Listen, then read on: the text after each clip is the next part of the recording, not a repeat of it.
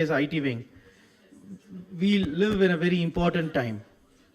As our leader said on his birthday in March 1st, in 2024 it's not important who becomes the prime minister of this country, but it's profoundly important that who does not become the prime minister of this country. BJP under Modi has destroyed the pluralistic ethos of this land. They believe in one language, one culture, one religion, and one everything, or even one party. Right? They don't believe that this country should be democratic. They don't believe that opposition party should exist. If you look, ED, CBI, and income tax are used at wings of the BJP political party. Like we have IT wing, youth wing, and student wing. These three organizations are used as wings of the BJP party. The clear case is that of the ED director, whose tenure has been extended 3-4 times. Supreme Court has pulled up the union government several times, and shamelessly they want the same ED director because they want him to go after the the opposition parties. ED cases have increased by over 10 times in the last 9 years, ever since Modi has come to power, and conviction rate is less than 0.005%. And none of these cases are filed on friends of BJP or alliance parties of BJP.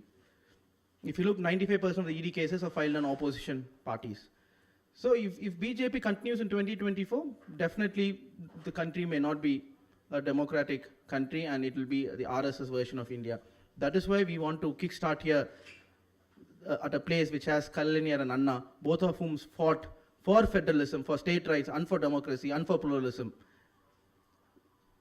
The hall may be small, but the hearts are big. So with this, let's pay tribute to our leader Kalaignar.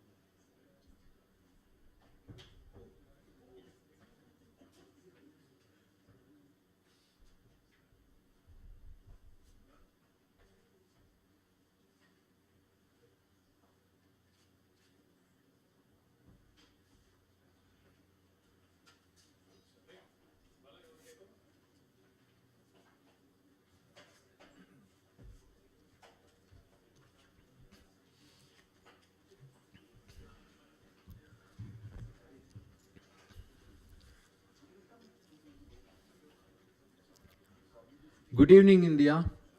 Welcome India for Democracy Conclave by our DMK IT wing, and with the best wishes from our great leader, Tamil Nadu Chief Minister. We start with Peraringer Anna's quote. I hope all of you would have seen that in the inscription while coming into this Arivalayam, that democracy is not the form of governance, it is the code of humanistic values. That was said by our great leader Peraringer Anna. This is very much relevant today because the human value is getting eroded day by day in the Modi's regime. And as India, we are fighting Modi, and we are here to speak for democracy. So I will request all the delegates to come on stage. Honorable through PDT Acharya sir, Ma'am Seema Chisti, Mr. Sandeep Dikshit, and Madam Professor Jayati Ghosh.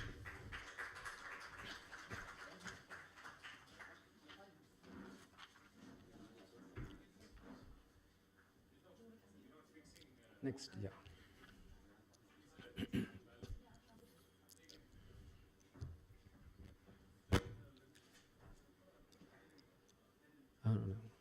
I request Lenin Anand to come on stage to welcome address.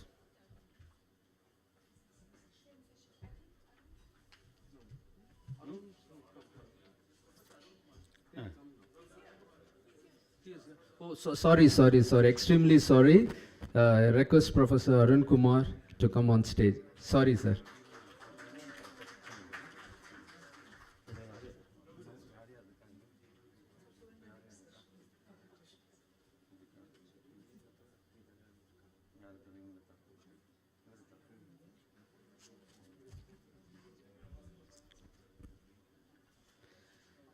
Vanakkam and welcome all. This is a dawn in the evening. The sunrise for our India from our India. The event organized by the DMK IT wing, itself a wing of the party Rising Sun. So this evening should be a dawn. The big challenge before us is to free the clutches of India, which has been in darkness for nearly a decade. Democracy, secularism, pluralism, federalism are suffering. The India built by our forefathers is being demolished by the BJP rulers today. We have gathered here to save India, to save democracy. Our leader, the Honorable Chief Minister of Tamil Nadu, stands tall and stands with all to save democracy and to revive India. This is nothing new for DMK because our leaders, Anna and Kalaignar, always raise their voices for democracy whenever it has been threatened. DMK even lost its government to save democracy. Everyone knows what happened during the emergency, the MISA Act. So DMK has today once again started its democratic war at this venue, which is in the name of Anna and Kalaignar. I welcome Honorable PDT Achari, Ms. Shrima Shrishti, Professor Arun Kumar, Mr. Sandeep Dikshit, Professor Jaydeep Ghosh, and all democratic warriors who gather here on behalf of the DMK IT wing and its Secretary, Honorable Minister of Industries, Government of Tamil Nadu, Dr. T.R.B. Raja. Words are mightier than swords. Your words are mightier than swords. Let's come together to save democracy. Thank you. I request Honorable Minister for Industries, T.R.B. Raja, and our Secretary to come on stage.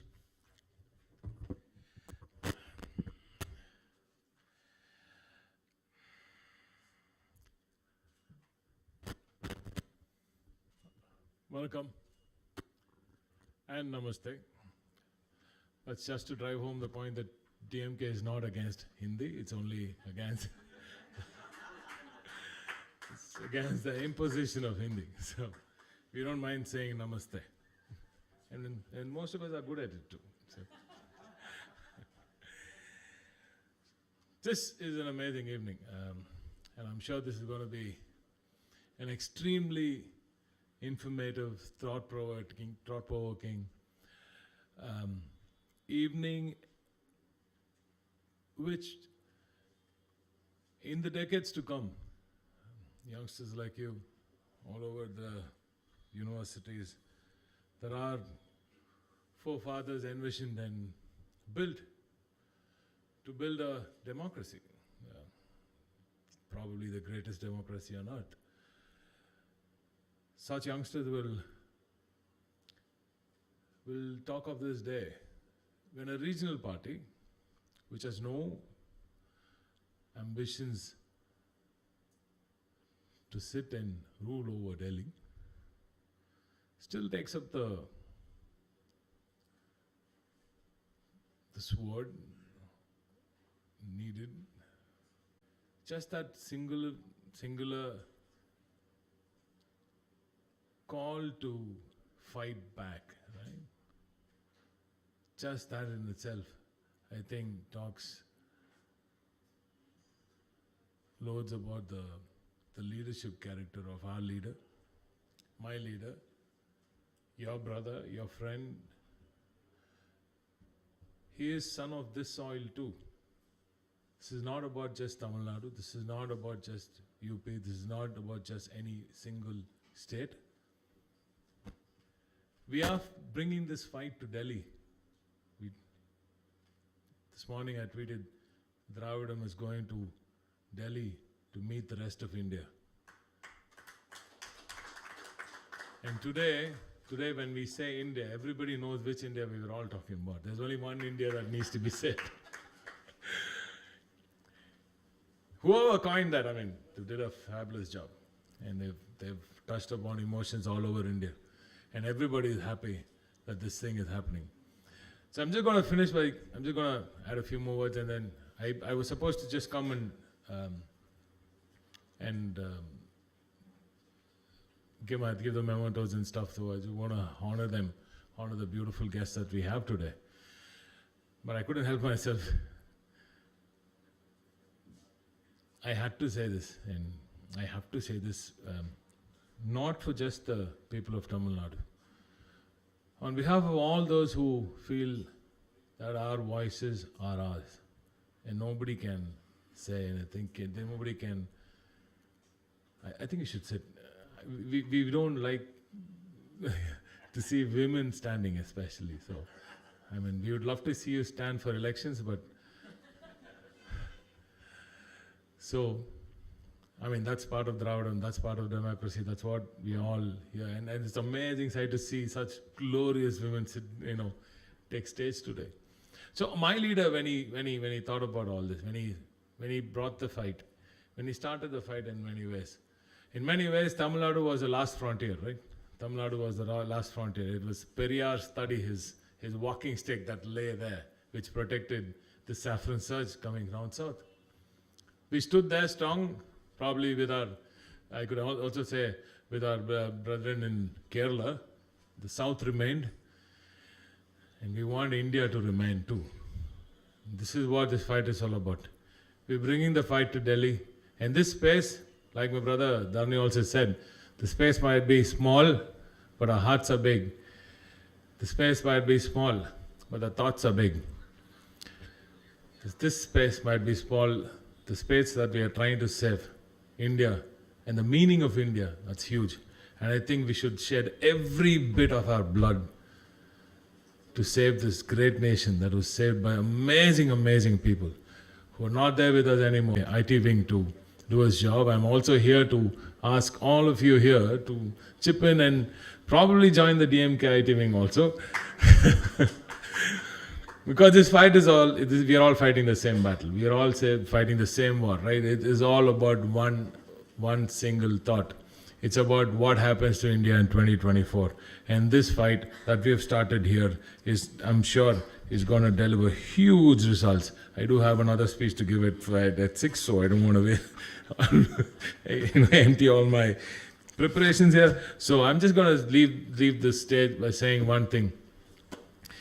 Today, we bring the fight to Delhi, a small regional party, where I started, I'm saying. It's just a small regional party. Is coming all the way up to Delhi and fighting the battle that each and every person in Tamil Nadu should and will fight, I'm sure, in the very near future. And I'm saying, Delhi is not yours, it is ours, it is the union, it's a union of India and not a singular entity like you would want to thrust upon us. Wait there, we are coming for you and we'll get you. Cheers.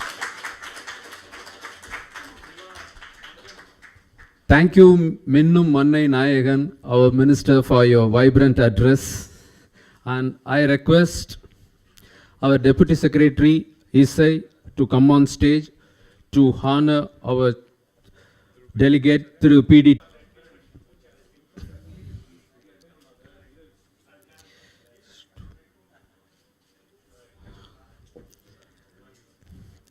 I request Vijay Kadravan on stage to honor Ma'am Seema Chisti.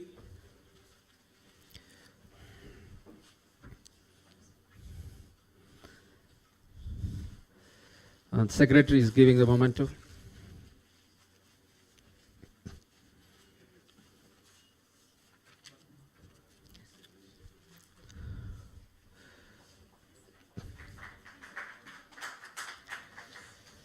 I request K7 on stage to honor.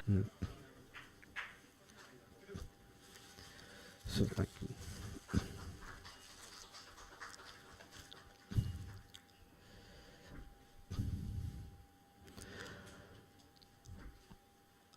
I request Deputy Secretary PM Sridhar to honor Sandeep Dikshit.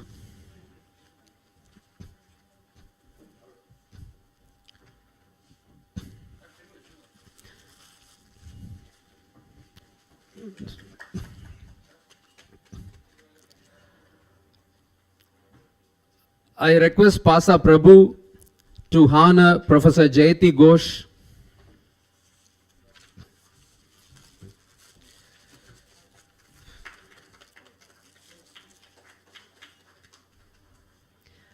Thank you, thank you.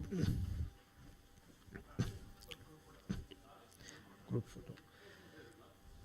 Okay. Yeah, we'll have a snap group photo. Yes.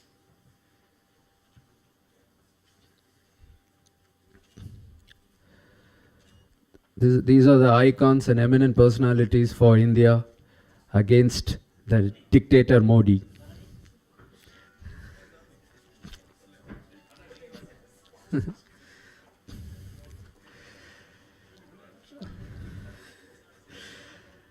I hope all of you are aware of Sir Mr. PDT Achari, the former Secretary General of Lok Sabha. He is a constitutional expert, and whenever there is a crisis in any state, from the titular de jure nominated head, we can see his article on the next day in The Hindu. So such a expert in the constitutional aspects, like in the functioning of parliament as well as in governor, in every aspect, whenever you get a doubt, you can see his article and get clarified. That's the master thing about him. I request PDT Achari to speak on stage.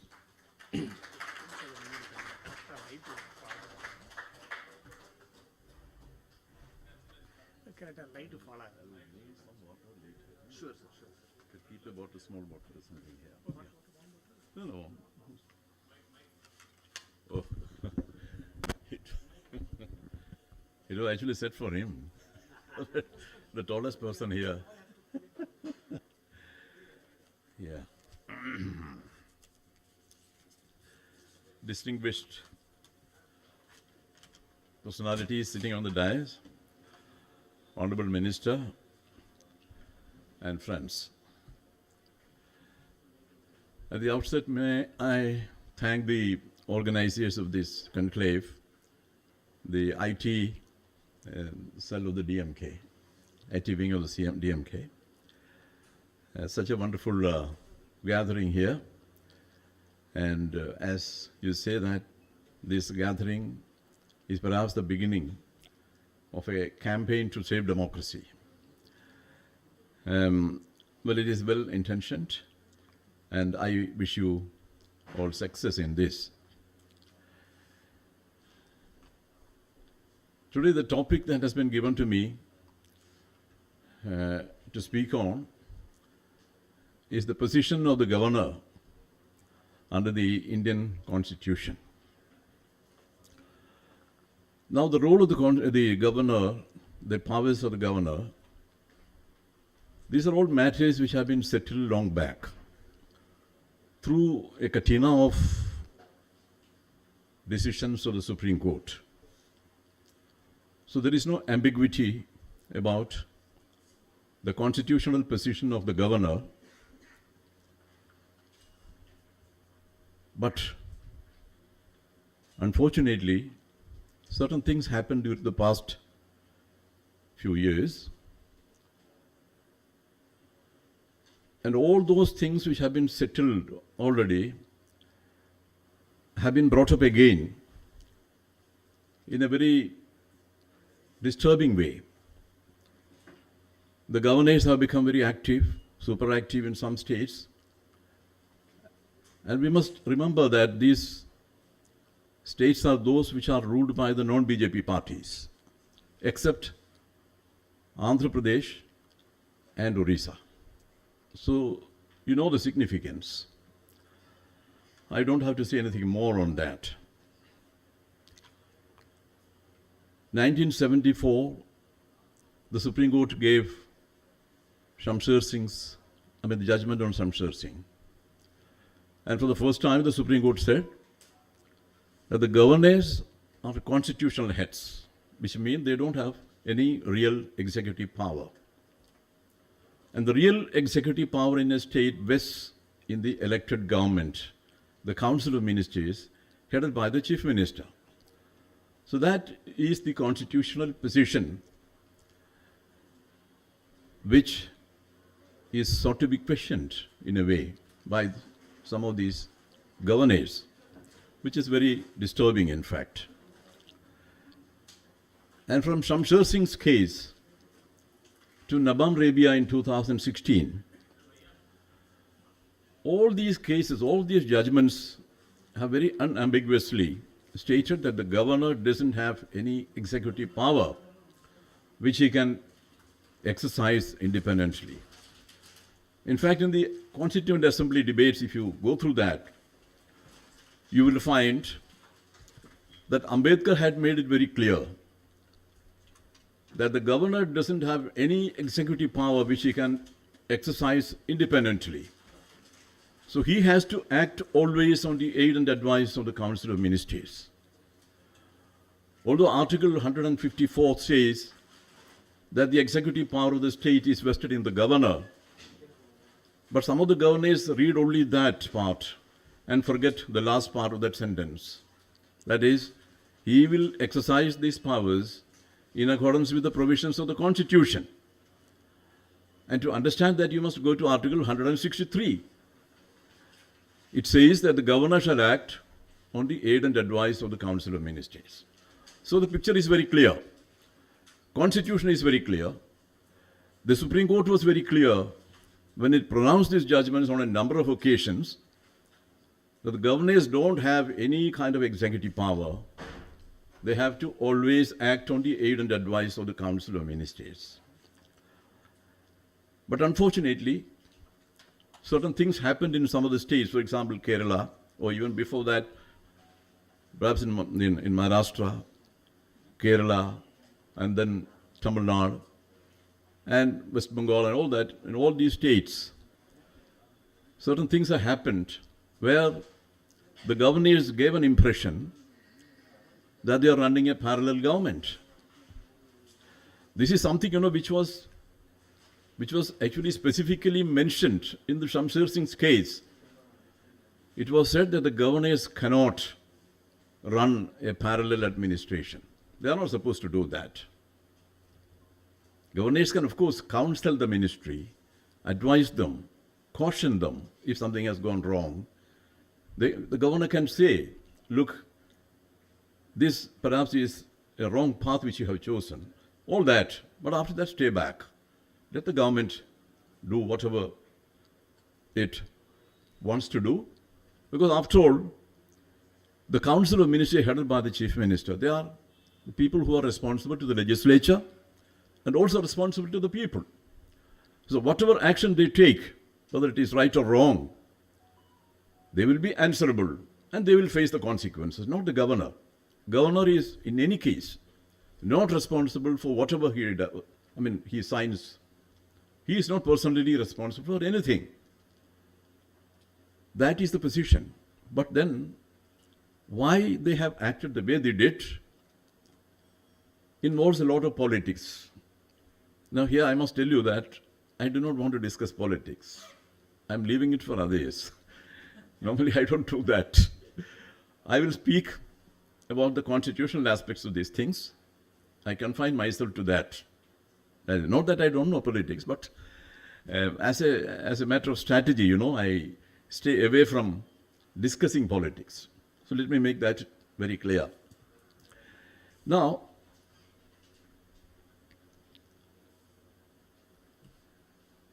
the most serious problem which many of these governments face today is that the governors sit on the bills. These bills are passed by the legislature and they are sent to the governor. And the governor sits on it. No decision is taken for a very long time.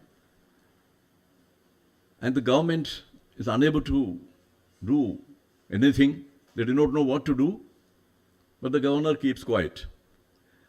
Now this is something, you know, which cannot happen under our constitution. Why? Because constitution gives 4 options to the governor. One is to give assent. The second option is to withhold assent. The third one is to send it back to the assembly for reconsideration. And the fourth option is to send it to the president for his consideration.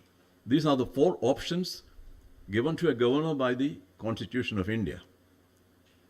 But sitting on a bill without taking any decision or without exercising any of these options is not an option. It is not an option given by the Constitution. So the point is, how can a governor exercise an option which has not been given to him by the Constitution? So that means the governor is acting against the Constitution if it sits on the bill without taking any decision. He can even withhold assent. Doesn't matter.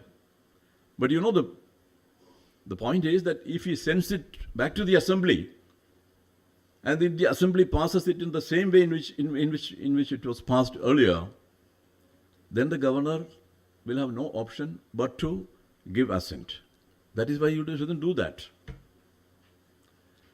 But these are the options which have been allowed by the Constitution, permitted by the Constitution, but governors don't do that. Therefore, what the governor does by sitting on the bill without taking any decision is against the Constitution. Now the question is, if the governor acts against the Constitution, what is the remedy? That is a question which was asked of me by one of the chief ministers. I said, it is not that there is no remedy. After all, these are constitutional problems which have come up. Maybe the Constituent Assembly never thought about this. Dr. Ambedkar might have never thought about such a situation. In 1949, you know, naturally. But now new situation has come about, and then we have to find new remedies for these problems. Article 361 says that you cannot go to the court against the governor or the president. They have immunity. But the Supreme Court itself has said in one of the cases, it is not that the court cannot look into the actions of the governor. You may not send a notice to him. He may not submit an affidavit in the court, but the court can look into this. The court can review the decision of the governor.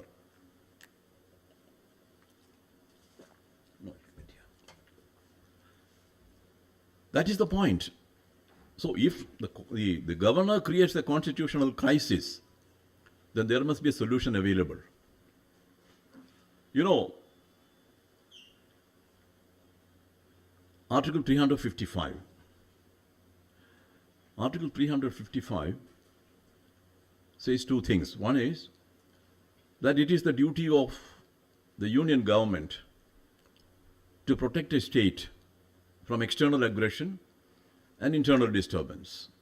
In the case of Manipur, you must have heard about this Article 355 in that context. That is one thing, external aggression and internal disturbance. And it also says that the central government has a duty to ensure that the administration of the state is carried on in accordance with the provisions of the Constitution. Suppose the governor does not give assent or exercises any of those options mentioned in the Constitution and sits on the bill, which is not permitted by the Constitution, and obviously it is an unconstitutional act, then what is the remedy? That means he is bringing about a breakdown of the constitutional machinery in the state. He is bringing about a breakdown in the constitutional machinery of the state, and therefore he is responsible for that. In that case, what is the remedy available to the state government? Normally, the constitutional machinery breaks down because of the misdeeds of the government, elected government. But here, it is not so. Here it is the governor who is the cause of the breakdown of the constitutional machinery. I said in such a situation, you should invoke this article. Either go to the court or ask the President of India to remove him, or you go to the court and seek a remedy, judicial remedy for this, because the governor has acted against the Constitution. So that is a new area which needs to be explored, especially in the context of what is happening in some of these states and what the governors are doing here. Therefore, the bills, so far as the assent to the bills is concerned, one of these options will have to be exercised by the governor. He has no other option. The second thing, it happened in Kerala and Tamil Nadu. In Kerala, I think last year or so, the governor, of course, he used to make open statements against the ministers, against the chief minister and so on. And every day he used to address press conferences. That is something very, very strange and unheard of. But he used to do that. And one day he said, I am withdrawing my pleasure from the Minister of Finance because of some statement which he made. The governor said, unilaterally, I am withdrawing my pleasure from the finance minister. And the local press people, they are very much impressed by his English. Therefore, they did not ask any question. Otherwise, people would have asked him, what exactly you mean by this? Has the chief minister advised you to do this? So this is what happened. And after that, he went back to the Raj Bhavan, but nothing happened. Nothing happened. The chief minister looked the other way, said, okay. And then what happened in Tamil Nadu? I think it was last year or a few months ago or something, a few months ago. He issued the order dismissing the minister. And within hours, of course, he took it back. Maybe some people advised him something. But here, we must know the correct constitutional position in this, because it can happen in other places also. Article 164 says the chief minister shall be appointed by the governor, and the other ministers shall be appointed by the governor on the advice of the chief minister. So a minister is appointed on the advice of the chief minister. Governor cannot just pick up somebody and make him a minister, even if he likes him. He can't do that. He can act only on the advice of the chief minister. That is the thing. And therefore, naturally, logically, what follows is that if a minister is to be removed, then you can do this only on the advice of the chief minister. That is the logical step. But here, without that, the governor unilaterally removed the minister, withdrew the pleasure from the minister. Let us understand this dimension of this pleasure theory, the pleasure doctrine, as it is called. In 1935 Government of India Act, there is a provision, section 51, I think, 51(5) or something, which says that the governor shall choose a minister and dismiss him at will. The minister shall hold office during the pleasure of the governor. Now, this was the provision in the Government of India Act of 1935. And in fact, you must know that Much of our constitution is borrowed from the Government of India Act 1935. And even in the case of this governor, you know, the wording is the same. That is why many problems have arisen actually. But the pressure theory, the pressure doctrine, which was applied in those days, was different because the governor was all powerful. He was the appointee of the sovereign. And he had all the powers. He didn't bother about the ministers and all that. Oh, he could just pick up anybody and make him a minister and dismiss him at will in his discretion, because it is written there in his discretion. But when we framed the constitution, although we borrowed many of those words, but we did not use this in his discretion. So that shows the intention of the constitution makers. They did not want the governor to exercise this power at his will. Therefore, a governor under our constitution, a governor can withdraw his pleasure from a minister only if he is advised by the chief minister. That is the position so far as the dismissal of ministers is concerned. This can happen in other places also. Of course, I wrote an article on this issue. Perhaps it was published by Hindu, I think so. Now, there is another question which comes up now. Can the governor's decisions be judicially reviewed? Governor, you know, has judicial immunity. He has immunity. Nobody can file a civil or criminal case against a governor so long as he holds that office. Complete immunity, and the court has said that he has got absolute immunity from judicial proceedings, and therefore nothing can be done. That seems to be the impression. Actually, you know, in a case decided by the Supreme Court, or chased pharmaceuticals or something, there the Supreme Court had said that the governor's discretion cannot be reviewed. That was the situation earlier. Now suppose the governor refuses to give assent to a bill, then what happens? He doesn't give assent to a bill. After all, Constitution says that he can do that. That is one of the options given by the Constitution. Then what? There is no remedy. The Assembly has passed a bill. After all, the government makes a law when there is an urgent need for that. When the society feels that there should be a particular activity should be regulated by law. And that is when the law comes, the bill comes. And the Assembly discusses it and passes it, and after that it goes to the governor, and the governor refuses assent. He can do that. In UK, the sovereign, although we have borrowed the system from there, the sovereign cannot withhold assent to a bill. That is unconstitutional. And if the sovereign, of course, that power is there, when is it exercised? The sovereign exercises it only on the advice of the Council of Ministers. So it is limited to that particular context where the Council of Ministers advises the sovereign to withdraw the pleasure or to withhold the assent. That is it. So here, although things are not very clear, but the point is, if the governor withholds the assent, then the Supreme Court will review it. That is the decision which has been taken in 2016, this Nabam Rabia case. That is the latest case which Supreme Court decided on the issue of the powers of the governor and the options available to the governor and so on. I will not prolong it, because there are many other panelists sitting here.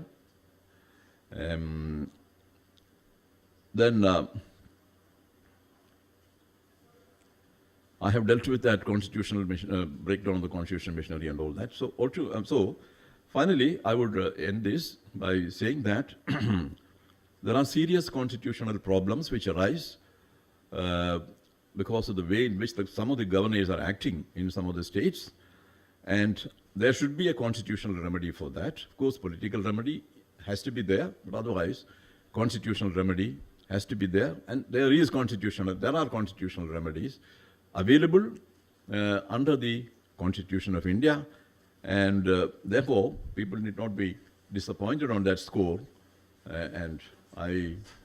With this I conclude. I thank you very much for patiently hearing me. Thank you.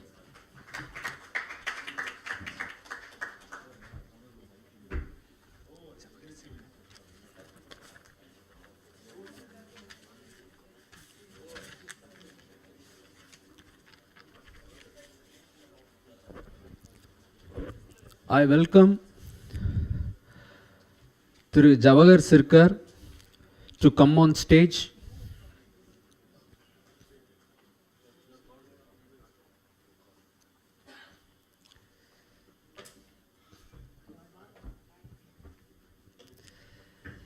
So thank you, Acharya sir, for your expert view.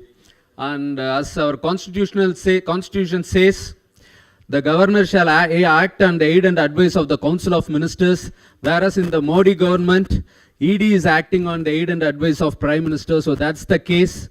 To bring the solution for the constitutional crisis, you talked about political solution. So the political solution we all hope will get in 2024. Thank you. Next, Madam Seema Chisti. She is the editor of The Wire. As the name suggests, every article in that wire will shock the government. And she is a journalist since 1990 and working with news media like BBC and Indian Express. And she has co-authored a book, Note by Note, The India Story, 1947 to 2017. Ma'am, we request you to write a note by note, a new India story from 2024. Welcome. Actually, most people thought that Note by Note, because it came out in 2017, was about demonetization. And it's a story of Hindi film music. So we thought, everybody used to say, Kuch Nahi Hua before 2014. So some colleagues of mine and I said, we're sick of this. How to get younger people to find out that lots has happened. So we thought we'll tell the story of each year to a Hindi film song. So it was called Note by Note, the India story. But people were convinced it was about demonetization. Anyway, yes. Thank you so much. And thank you for the opportunity to speak to all of you. And at this absolutely marvelous India for Democracy summit, where it's so good to be able to speak full sentences and not get interrupted, not to have fakery and to deal with ideas. And it was really good to hear Mr. Acharya and my other very eminent co-panelists. So thank you and very good evening. The subject given to me is the language around social justice. So much is made of social justice, but I deal with words and so on. So language. I thought I'll just share talk to you for a few minutes about the language around social justice. But before words, I just want to put some numbers up front. I'm associated with the media, so that's like a privilege and a burden that I carry. So I have to carry it around me like excess baggage all the time. So I thought I'll just kind of tell you about a survey which most of you know about, but we seem to forget about it. That's important because the whole business of social justice is about representation. But representation in my fraternity, my tribe, the media, is even more critical because it pretends, it claims, and actually does a lot of the agenda setting. It's the lens through which we kind of see things, it frames debates, it creates the noise.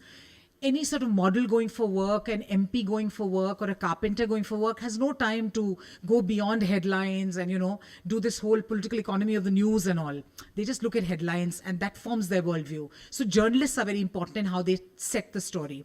But this very telling survey done by News Laundry and Oxfam in 2019 had made 4 very important points about the media and who and what is the media, which is framing these arguments about social justice, democracy, equality, big things. Their results were stunning. This is called Who Tells Our Stories Matters, representation of marginalized caste groups in Indian newsrooms. Point number 1, out of 121 newsroom leadership, that's people in eminent editorial positions, out of 121, 106 were occupied by the so-called upper castes. That's an 88% dominance. Number 2, 3 out of every 4 debate anchors, not one is Dalit, Adivasi or other OBCs, other backward classes or from Bahujan communities. Not one.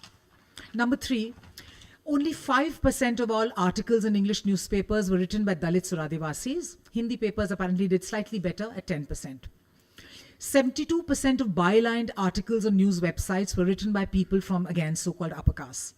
Now, my caveat here is I have nothing, I would probably be identified as a forward if you go through my, if I looked at it like that. So the point is not that there are people you have to be of a certain identity to hold a position. That is only part of the story. It's not about that nobody else can speak for an identity because I'm not that identity. But to a large extent, if there is an overweening dominance of, or there is no entry point, there is no crack in the door, you don't get those stories, you don't get the perspectives. So you just have, every trade union kind of movement is told as a traffic jam story. It's in the city pages. So small things like that over and over time start setting the agenda. Social justice is merit versus caste. The whole idea that you're doing somebody a favor by ignoring merit without explaining that is told to people continuously. And that's why this is important. Sorry. So those were the numbers before the words that I wanted to just make clear on social justice. So that should alarm us about what or who is doing the agenda setting on that. Number two, I think social justice is very important on the India agenda, as it were, on clearly Tamil Nadu as well. And the Dravidian model is often spoken of. We know this from in 2009, these are CSDS statistics, that 20% of OBCs, according to their surveys, voted for the BJP. In 2014, it became 34%, and in 2019, it is 44%. So there is a huge change in the way the BJP clearly sees itself, and it's an OBC party. It wants to move towards being seen as an OBC party. So there's a huge challenge to the whole idea of social justice, which addresses the Bahujans, when a dominant party in power, which is winning in 124 seats out of its 303 seats by more than 50% of the votes, is getting a lot of the OBC attention, which is what makes the whole business of words important, because if Bahujans are going into a fold, which we say that stands against their interests, what's going on? So this is where I want to draw attention to the words that are used here, which are very important. We are at a very important turning point, I think. You can even call it a melting. It's really a very boiling hot point where the whole debate is almost flipping on its head. So the BJP welcomes them into their fold, but it says it never uses the term justice. It wants you to leave justice outside the door. So if I'm there, I'm accepted in, I'm allowed to bring a bit of my God in, I'm allowed to build a slightly taller statue of my God or a saint. So it's very much in the Hindutva framework that I'm allowed in. I don't eat at the same table. I sit on an adjacent table, and I'm probably given a small glass or a plastic glass, which is different from the steel glass. I'm accommodated. I'm also done some puja archana is done, and I'm accommodated. But I'm not embraced. And the minute I say justice, I'm out of the door again. So the whole larger accommodation, which they call samrasta, they don't say nyaya, which in Hindi and in other languages means justice. No nyaya, it's samrasta, which is not even, they translate it as harmony, doesn't mean harmony. It actually means that whole integral humanism, just keep quiet about it. Tum ab chup raho, what Mr. Modi told Satpal Malik, that tum ab chup raho, just keep quiet for the moment, just adjust somehow, just sit in that seat next to Mr. TRB Raja, just adjust somewhere. Do not ask for justice, do not ask for equality for him, just adjust somewhere. So I think that's very critical and important, because justice, out of all government documents as well, the word rights and justice, NGOs who help prepare government documents tell us, are asked to kind of, out of the door, just adjust somehow, come, you're welcome in the Hindutva umbrella because we need you. But the language and the terms is samrasta. It is adjustment, it is not nyaya. So I think this is a great time, is a very important time to understand that different words reflect different concepts, and we have to be very careful about constantly using social justice correctly. The second point is that at a time of so much of BJP's dominance of the information world, and with the way the demographics are, that a majority of our country is born after a certain age with no lived experience of previous times, there is an imagination that it used to be like that earlier also. You're all you're apologists for older regimes. So I want to make it very clear that I have huge problems with all governments that came before. It's not as if problems were invented in 2014. But the critical difference again here, and we must get that right, is in the way this whole language thing, it's no longer justice, it's adjustment, samrasta, come, put up your, if you worship a certain fish god, you worship a certain kind of, and we'll accommodate that, but not really allow you into our pantheon. We won't give you justice. Don't ask for that. Don't ask for your rights. Adjust. The other difference is that previous governments fell short of the constitutional ideals, liberty, equality, fraternity, everything, justice, by a long haul. But we were measuring the distance between the ideals and their performance. That's completely different from what's happened now. From distance, you now have a U-turn. No longer are those ideals there. That's the difference. That there is now a big, all Indians aren't equal. If you were to look at what the CAA says, all Indians aren't equal.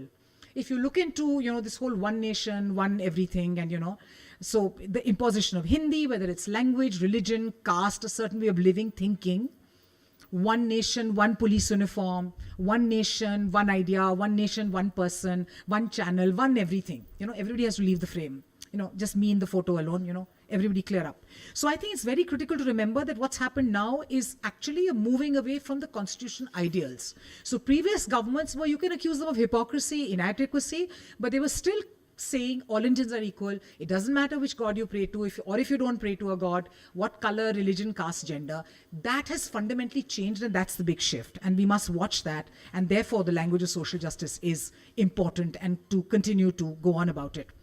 I think the other thing which will be a big challenge for people on this side who are now articulating social justice to a new, anxious kind of population with a very competent kind of authority, which is the authoritarian kind of Modi government, is that, as if we limit the social justice argument to just giving jobs or even representation, they've got a much bigger strobe light. So my little lamp can't accommodate, they'll give them representation. They'll even give them jobs. So I think this kind of urging, this slogan for social justice has to really be deepened. It has to go way beyond even jobs and representation. By just saying, come to me, I will accommodate this particular party from UP or something because I'll adjust you. That's possible there. Even jobs and representation may be possible there. What I think we have to really get back to, and that's like the harder kind of grind, as it were, is you have to go back and almost go back and draw from, I think, the national movement and how it drew this kind of diverse, plural country together. You have to go back to reinvent the 1950 Constitution of India idea, the 1947 India idea, which India right now currently is like, in quick reverse gear in a very narrow alley. So I think what we have before us is our task cut out. Be mindful of the language used about social justice to realize the essence of what it is. And also realize and I think the job of all my co-panelists and me is really to help kind of understand what's happening, to be very clear-headed about what's happening. So if we see that there is a certain shift that's happening on the ground, we should be able to give it the words, the understanding to take it up from there. So we are not always in the marching public, which will kind of do that. That job is, I think, up to like other eminent people. But I think to just be with clarity and realize why it's so important to recognize the words that are used for this, and that even the call for social justice is not going to be easy, but it's going to be the most important business we conduct. Because losing that, and if we lose sight of the words of just justice and equality, then the battle is nearly over. So, and actually it doesn't, so I'm not saying we should all go out and lose the next election, but even if it means that it's a longer battle than just winning 2024, if we don't fight it on the right grounds, you'll be playing a different sport. So if we started playing football in 1950 and we're slowly being driven into a gilli danda ground, it's really, we have to be very careful to continue kicking the ball and to stay on course with the goalpost and not be marked offside. Otherwise, slowly the whole game shift will happen in such a way that even if somebody else wins in 2029, it's not going to be a battle having fought for and having, it really won't be much of a win either. So that's all, folks. That's all I wanted to share with you. Social justice, words matter, and stay dug in. Thank you. Thank you, ma'am. Thank you for the intense, fiery, powerful speech. And even our secretary has appreciated about your wire initiative, like how reservation for social justice. So you have taken initiative to bring social justice in media. We appreciate it. And next, Sir, Thiru Jawahar Sarkar, former civil servant and member of parliament. He has served as a CEO of Prasar Bharati. He has also represented India in UNESCO, and he had a long tenure in the Ministry of Culture as a secretary. I welcome, sir.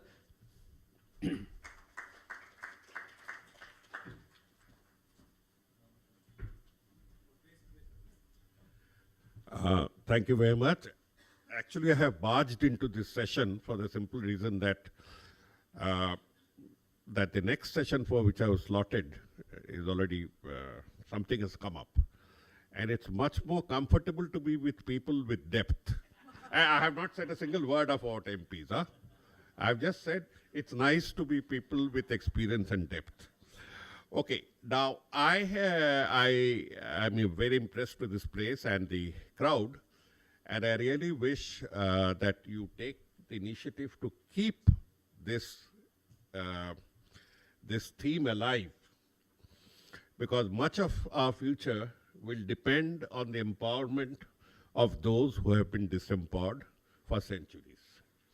We all have different experiences. Bengal is a very interesting experience, and the very fact that Bangladesh left the so-called mainland or constitutes the mainland today is a very interesting example of how the caste mechanics have operated in Bengal. I mean, we hardly read about it some other day. But today I am on this mission, self-appointed mission, to alarm people about an issue in as few words as I can, with as few numbers as I can. And the issue comes from the fact that some 20 years ago, I was given the charge of what is called institutional finance or banking, and moved on, retaining some sort of a lien at the typical shallow level of a bureaucrat and trying to cultivate the subject. What I come across now is a horrific aspect of the present regime. Okay, let's get the fundamentals clear. Any political machinery, any mission, any organization would require funding. Okay? And somebody has to continuously feed it to make it grow, apart from other qualities that are required. And when we see the tremendous amount of money play that has come about in today's India, there have been stories of how the 2014 elections changed the scene of India insofar as money power and the display of money and the utilization of money through social media and every other media are concerned, and how other parties completely lost out because they are playing around with loose change. One started getting into the finances of what may have happened. No, I'm not going to get into Adani and other things of Ambani and other pipelines that go to comfort the regime. I'll stick to something, and the figures I'm talking about, every word, every figure I can leave behind, especially to Jayati and for confirmation, everything is taken from government records. Everything is taken from government records, including slight contradictions within figures on dates. And the number that we come across relates to the banking sector. And when I refer to banking, I'm referring to the entire gamut of banking in India, mainly the public sector, but the private sector as well. What we find today is that the total amount written off, disappeared, burnt, vanished in 9 years is equal or more than what has ever been touched for liquidation by the government, for writing off by the government. I can't even say 18 years, 27 years. I can't go back because it would make infructuous comparisons because advances were less. But what I see is a horrible picture. Do you have any guess of how much of your money and my money in banks have been taken out and adjusted against Nirav Modi, against Mehul Choksi? I'm giving the names and words. Any idea? The total figure comes to, this is the last figure I've obtained last week, is 12,50,553 crores. 12.5 lakh crores has to be considered in perspective. The budget of most states don't exceed 2 lakh crores to 3 lakh crores, an average state. Some prosperous states go up to 4 lakh crores. Okay, northeastern states are in 50,000 crores. So the budget of a state is 2 lakh crore across the board in India. I mean, the middle average. And here we are talking of 12.5 lakh crores. What has happened is periodically an exercise to clean the books has been undertaken. As a civil servant, ex-civil servant, I'll say that part of it was required. But what leads to this whole game is that every bad loan in India that could be recovered or wasn't recovered. And who are the bad loans? We have Mr. Malia going off in 2016. His crimes may have been under some other regime, but he went off in 16. You allowed him to go off in 16. You have Nirav Modi, you have Mehul Choksi, you have Jatin Shah, you have the whole lot. And together they have account for something like 2.2 lakh crores. Only these fellows. And if you put the whole lot, we find that the banking system has been taken for a ride on 12.5 lakh crores. And these have been continuously written off year after year. What does this thing written off mean? I actually tried to get it clarified from better economists. Written off means it doesn't exist. Written off, it doesn't exist. Sorry. How does it not exist? It doesn't exist because the bank's books are taken out, which consists of your money and my deposits, and a thin slice cut off so that nobody feels hurt. And then again a thin slice cut off and adjusted against Nirav Modi. So we are the collateral under this system for which 12.5 lakh crores. I thank Seema for publishing it. Another third one with my updates are coming because the Reserve Bank has given updates. It is this consciousness that we need to get in. Who on earth authorized you through a plethora of laws to touch my funds and to adjust it? The man who takes up laws in bucket loads, 122 laws demolished. Yesterday, I think they took up some 42 laws and said decriminalized. The man who takes up in bucket loads and has perhaps touched 500 laws has not found time to get into the economic and financial regulations to put an end to it. Now, how can we say it's so bad? Hang on. Comparisons are to be made with the international domain. The IMF's, I mean, it's not the best of bodies, but it still gives international comparisons of NPA. You know what NPA is? Losing accounts, accounts that are difficult to repay, non-performing assets. NPA is to gross advances, that is loans that I've given. And the IMF standard it talks about is less than 1%. So less than 1% all over the world goes bad. Canada is 0.4%, UK is 0.8%, and it goes on like this. I just before coming, I mentioned 0.8%, okay. And it goes like this, and the entire EC group, European Community Group, is in that range. Let's look at Asia. Europe to Europe, hey, we are dark people, so we have other problems that you don't understand. So let's look at China, Vietnam, Malaysia, Cambodia, the place where horrible things happened. 1.6 to 1.7. This is the latest figure given by globaleconomy.com. It runs into 4 to 5 pages. I'm giving you 1.6 to 1.7, that Cambodia can manage to contain its bad loans to 1.7%. We take certain more adventurous countries like Indonesia, Turkey, Thailand, Brunei. It is below 3%. So the whole world can contain it between 1 to 3%. And what has been our ranking? I mean, what is the percentage for India during the Modi years? It has ranged around 8%. 5% higher than the rest of the world, 6% higher than the rest of the advanced countries, 7% higher. And according to Nirmala Sitharaman, it peaked at 11.5% as of 31/3/2018. 11.5% of the entire loan. So you get the racket. These loan racket, as I call it, from which you can't recover or don't recover, goes into buying up of a 102 crore house in London. And that's the easy conversion. Money never disappears. I never studied economics because I was terrified of the subject. Money, all I understood is money never disappears. Like Lakshmi, it travels from one person to the other. That's all. It never disappears. So the burning of the note is only a ritual act.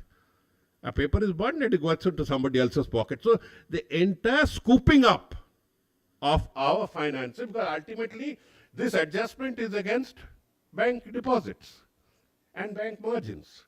The entire thing has to be registered in our minds. And then we can argue about it. We can say, India, we have so many problems, MSME goes through it, etc., etc., and therefore we need larger margins. I said, okay, take 2.5 and let's argue. Take 3 and argue. Say we are as bad as, say, Brunei, and let us argue on that.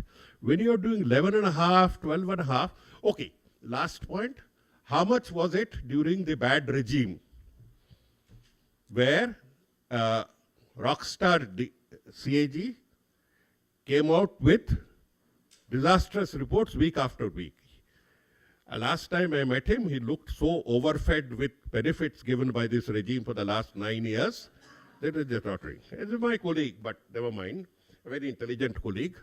Now, what was the position during Manmohan Singh's regime? 2% on an average. 2.2%. I can go on to the years, but I don't want to sound like an economist. 2.5, 2 point this thing. It got on the worst in the last year, 2014. 4.1 or 4.2. So that's about 1% higher than the worst average. Just 1% higher. This gentleman starts with 4 as his base and goes up to 11.5.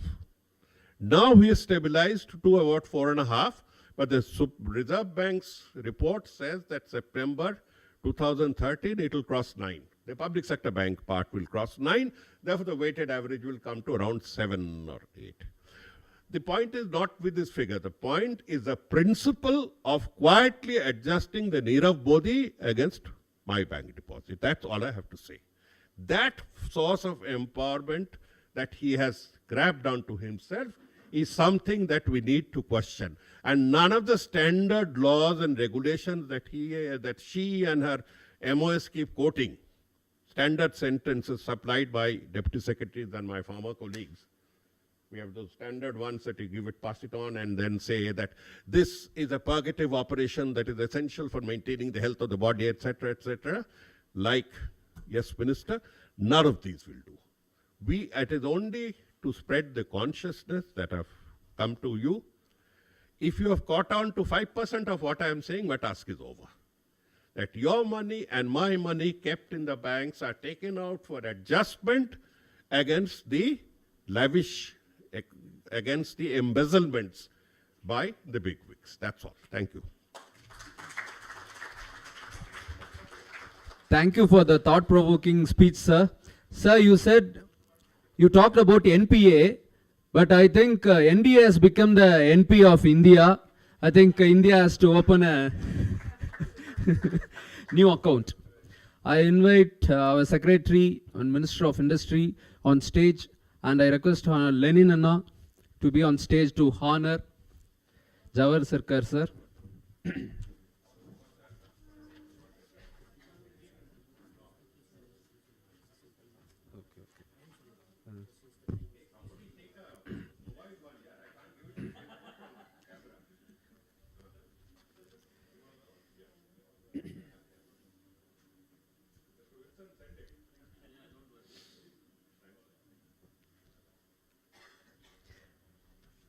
Thank you, sir. next. So we have a next session by 6:30. I request honorable delegates to Professor Arun Kumar. He has written extensively on issues pertaining to higher education. His book, The Black Economy in India, has broken new ground in thinking about Indian economy. He has written on demonetization and black money, and to mention that ground scorching tax, like what the government say, GST. Sir, I welcome.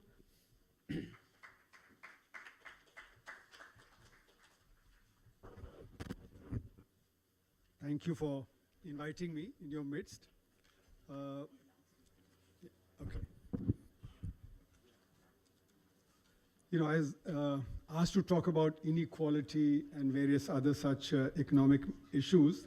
So I thought let me begin by saying what the government's position is. Government, of course, claims that the economy is the fastest growing economy among the large economies. It also claims that poverty has gone down. You know, the recent multi-dimensional poverty figures that have been brought out.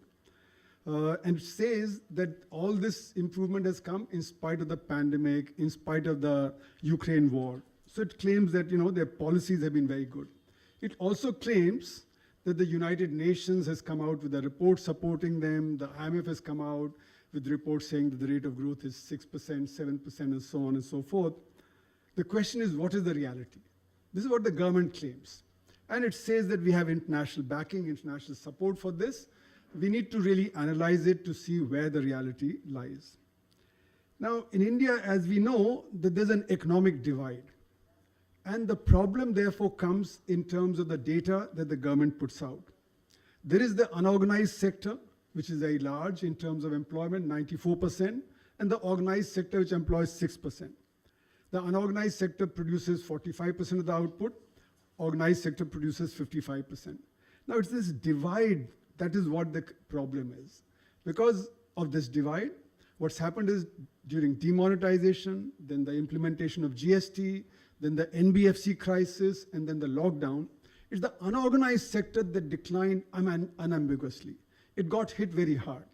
So in other words, 94% of the employment, 45% of the output was hit very hard. And unfortunately, this does not come into our data. Why does it not come into our data? Because the unorganized sector data from agriculture is available, but from non-agriculture is not available. It is simply assumed that the unorganized sector is growing at the same rate as the organized sector. Now that may have been true before demonetization, but certainly not true after demonetization. During demonetization, we saw the shops were empty, the factories were not working, the wholesale markets were empty. In agriculture, you saw large impact of the demonetization. People didn't have cash. So you saw images of Shimla mirch being thrown in Punjab on the road, flowers in the Pune market rotting because nobody is coming to buy flowers. In Delhi, we interviewed on 23rd November of that year some people in the Rain Baseras. And one, beggar lady said, I used to get 200 to 300 rupees. Now I don't get 20 rupees and I can't feed my 4 children, So in other words, the impact on the unorganized sector was unambiguous. It declined, and that is not captured. So why is that not captured? Because of the 39 subsectors of the unorganized sector, 29 are measured using the organized sector data. So in other words, you are using organized sector as a proxy for the unorganized sector. Now the organized sector was rising, but the unorganized sector is declining. So the declining sector is proxied by a rising sector. And that's why our GDP is overrepresenting. And we have enough evidence of that. If you look at it, e-commerce has been rising at 20, 30, 40%. When the economy is hardly rising at 6%, that only means it is rising so fast at the expense of the neighborhood stores, the retail stores that are there in our neighborhood. And you can see that in the pandemic, large number of people shifted from going to the neighborhood stores to e-commerce. So e-commerce growth is what is captured in the GDP, but the decline in the unorganized sector is not captured. You can see the Hindustan Unilever's report last year. It says our market share is going up because the small sector is not able to cope. You see Mr. Jagannathan of the pressure cooker industry, he writes saying that there are 30 units in the pressure cooker industry, 25 in the small sector and 5 in the large sector. These 5 units, demand has been growing at 24% and our profits are shooting up. But the 25 are not able to cope. So the 25 are declining, so our rate of growth is 24%. So sector by sector, if you look at the thing, whether it's textile sector, leather goods sector, luggage industry, luggage industry, Mr. Piramal was being interviewed on CNN, and he said, we are growing rapidly because the unorganized sector and the luggage industry is not able to cope. So sector by sector, you find this data that the organized sector is growing, the unorganized sector has been declining, it's facing a crisis, and Tamil Nadu has a lot of unorganized sector, and reports from there are that they are doing rather poorly. Many of them have closed down, and this is the picture everywhere in the country. So therefore, our data is suspect, and when the organized sector is rising and you're proxying the unorganized sector by that, your GDP is not rising. So that's why I've been arguing that during demonetization, when we saw that the economy was declining for 5 months, I went to Gwalior in March of 2017, and the wholesale market had not opened. The dealers said, people are not coming. So that was 5 months after. So for 5 months, the GDP did not grow. And yet our official data shows that in the 2016-17 year, the GDP grew at 8%, the highest growth during that decade. Whereas actually the data should have been that it was actually declining. So therefore it shows that the errors are very large in our economy.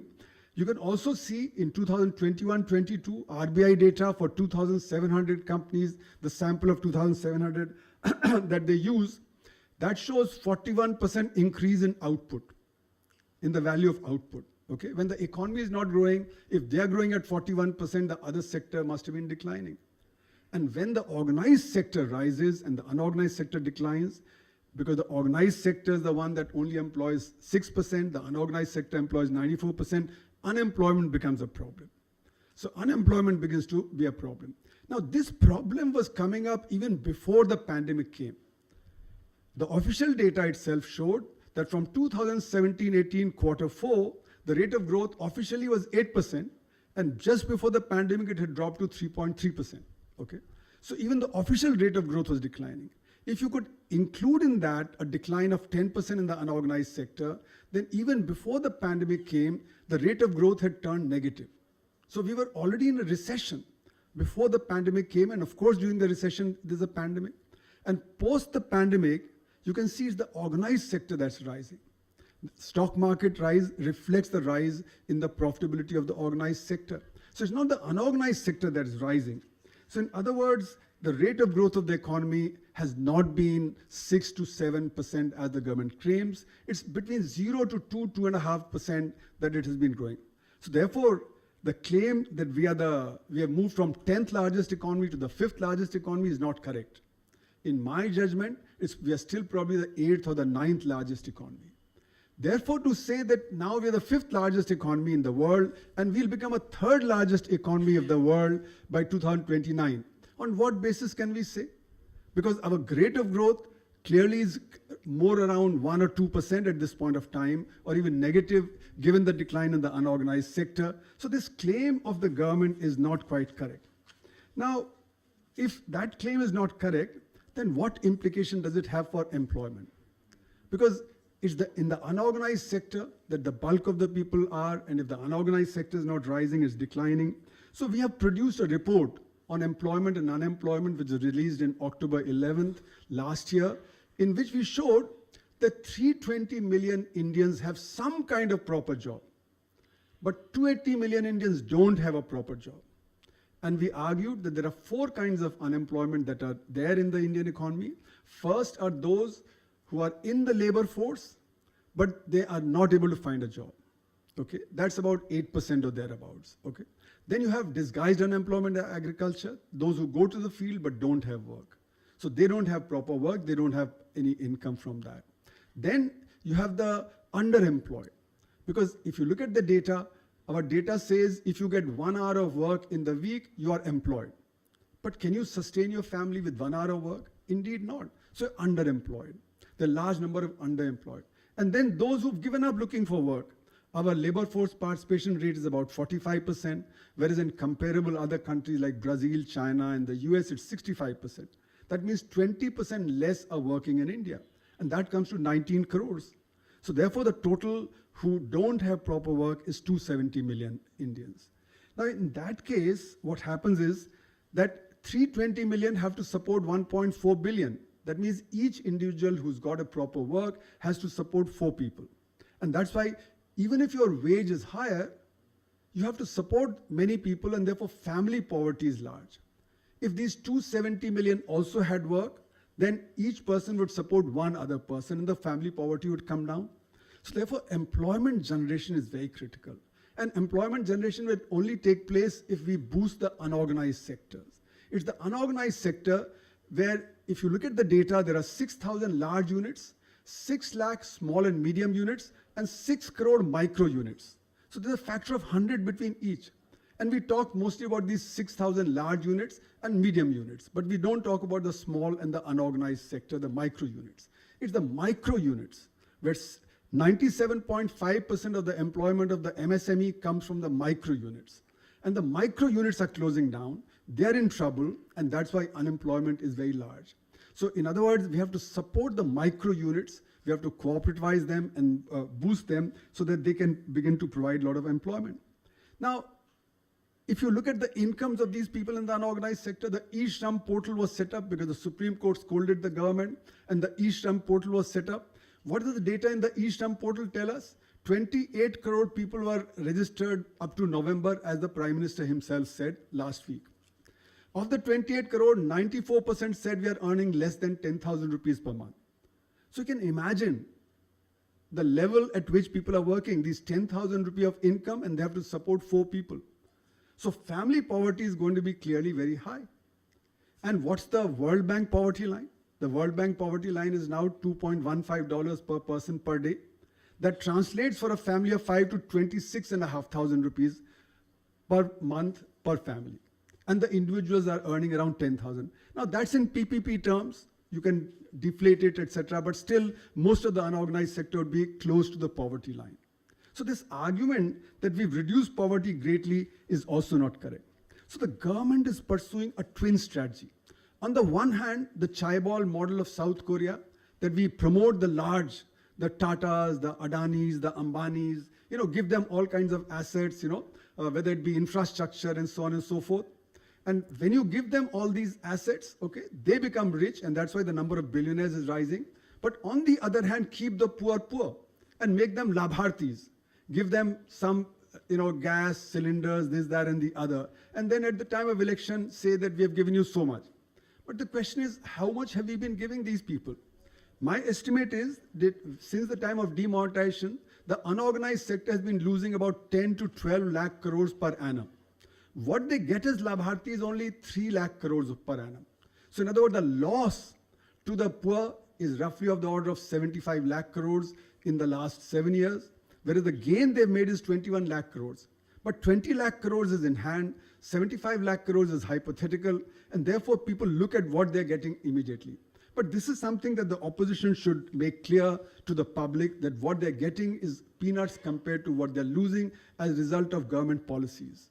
Whether it be demonetization, the structurally incorrect GST, the NBFC crisis, and Mr. Jawahar Sarkar pointed a little bit towards that crisis that in the banking system, and then the sudden lockdown that took place. Now add to that the black economy. The black economy leads to policy failures and to wastage of resources. There's flight of capital from the country. So all the problems I mentioned, they get aggravated further as a result of the black economy.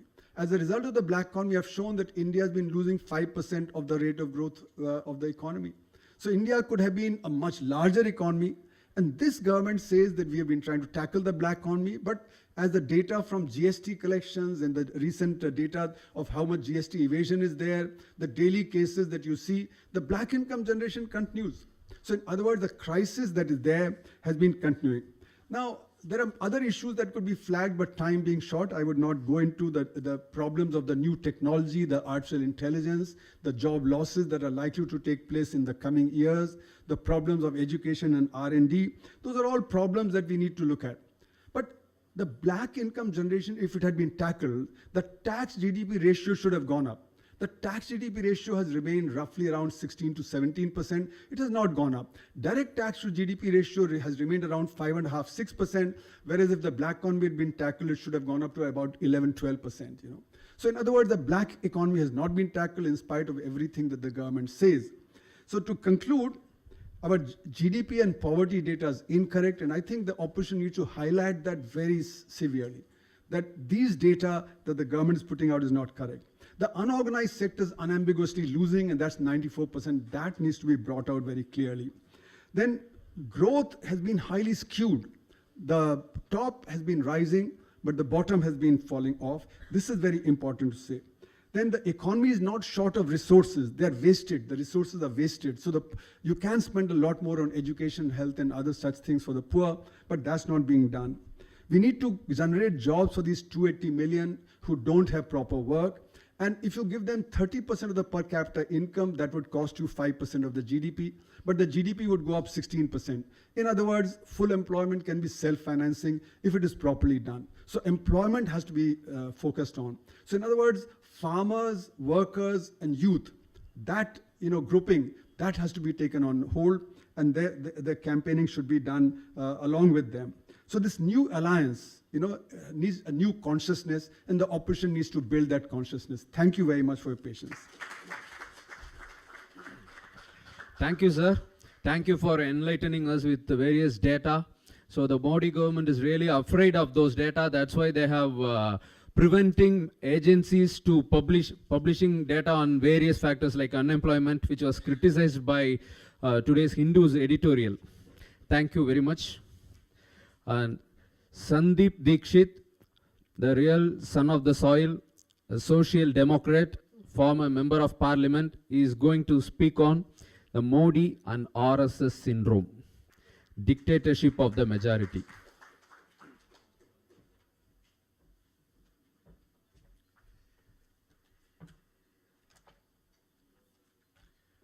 Thank you. Let me first start by thanking the DMK and the DMK Youth Wing for getting me over here. And for me to be associated with anything concerned with Tamil Nadu is also a matter of great personal pride, because my wife comes from Chennai. So when the minister was eloquently speaking in Tamil, I think he didn't realize that there was a spy amongst us who knew Tamil at that point of time. Let me first say, when you started this whole thing by saying your last word was namaste, and let my first word be vanakkam.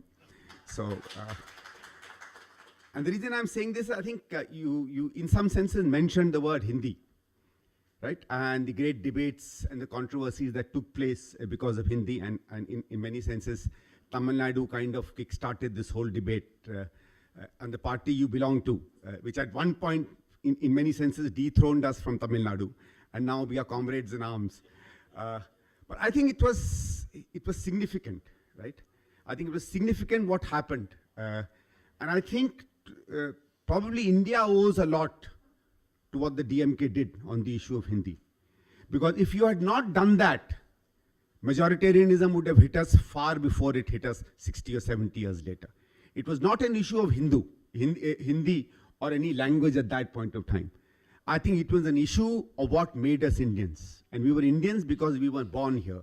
We were Indians not because we spoke languages that somebody else spoke. We were not Indians because we had the religion of every other Indian. We were not Indians because we had cultural customs of the same. We were Indians because we all were born on a piece of earth which was called India, and we owed allegiance to that earth and to that mother soil. And I think that is a very signal thing that the DMK said. And I think I'm very happy, therefore, to be in the hall in which is built in the memory of those two great leaders. The other is, you had mentioned the word small regional party. I don't think you're a small regional party. In fact, you kick-started the tradition of regional parties in India. And the reason why it is important is that you deepened the democracy. The democracy is not just one large or two large or three large pan-Indian parties.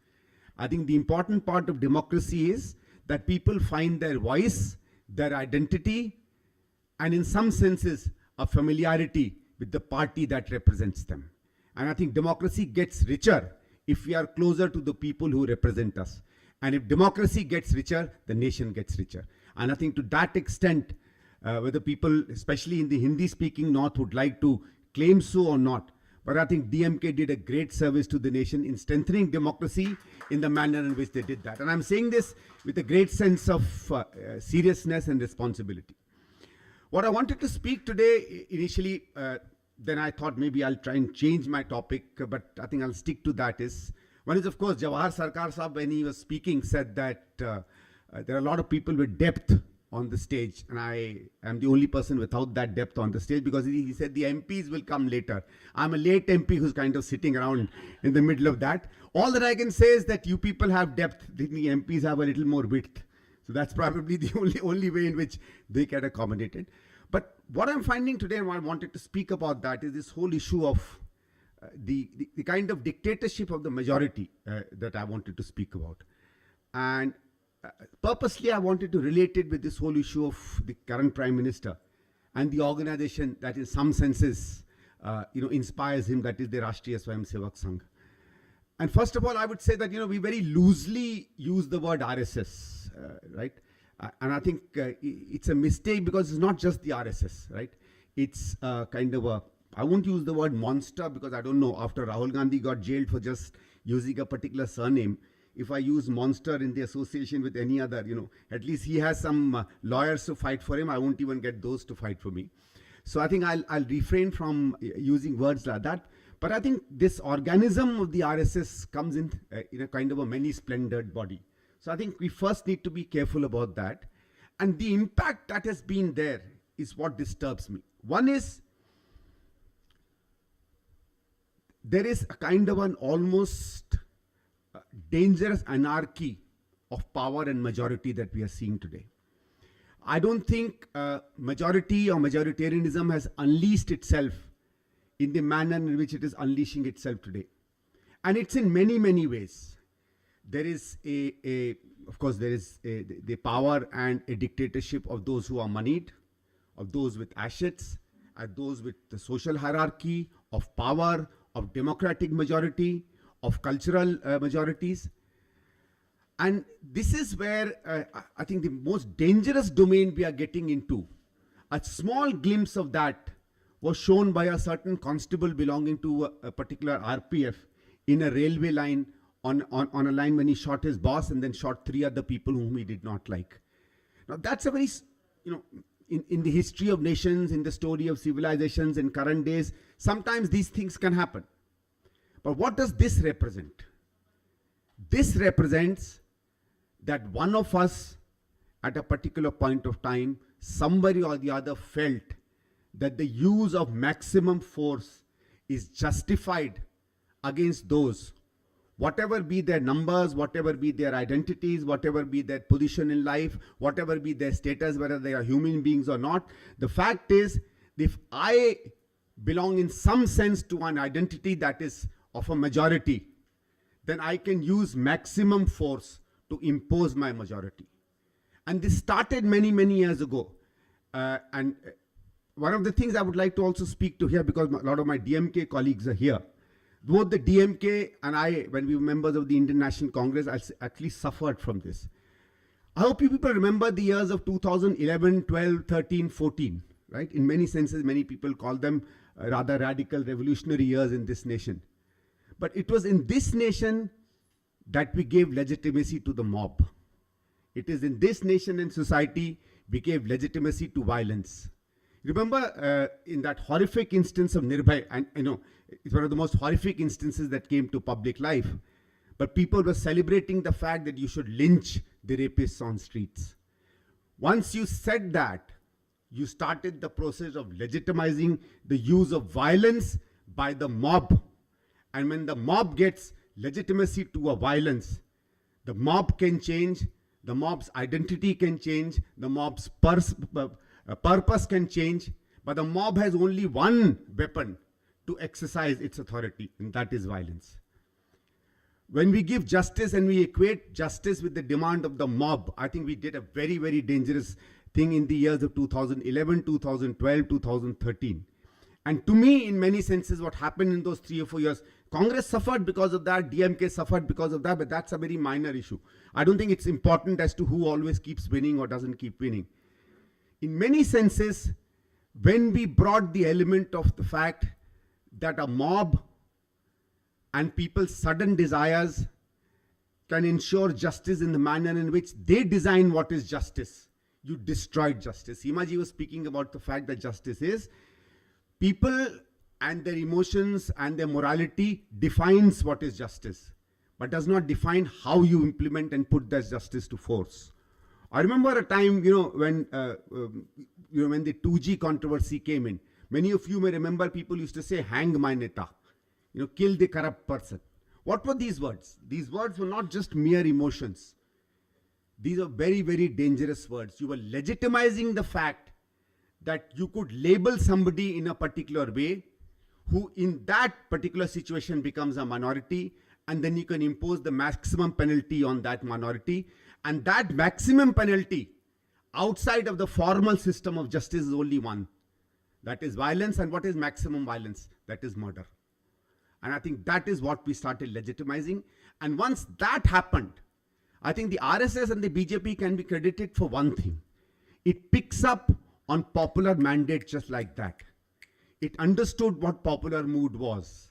It understood that we were no longer wanting justice, but we were a society that wanted revenge and retribution. And it satisfied that urge amongst each one of us. And here I would say that let's all remember one thing. Many of us belong to identities in which we are majority. Many of us are Hindus, many of us are upper caste, many of us are Hindi speaking, many of us are males, many of us are rich, many of us are powerful, many of us are professors, many of us are educated.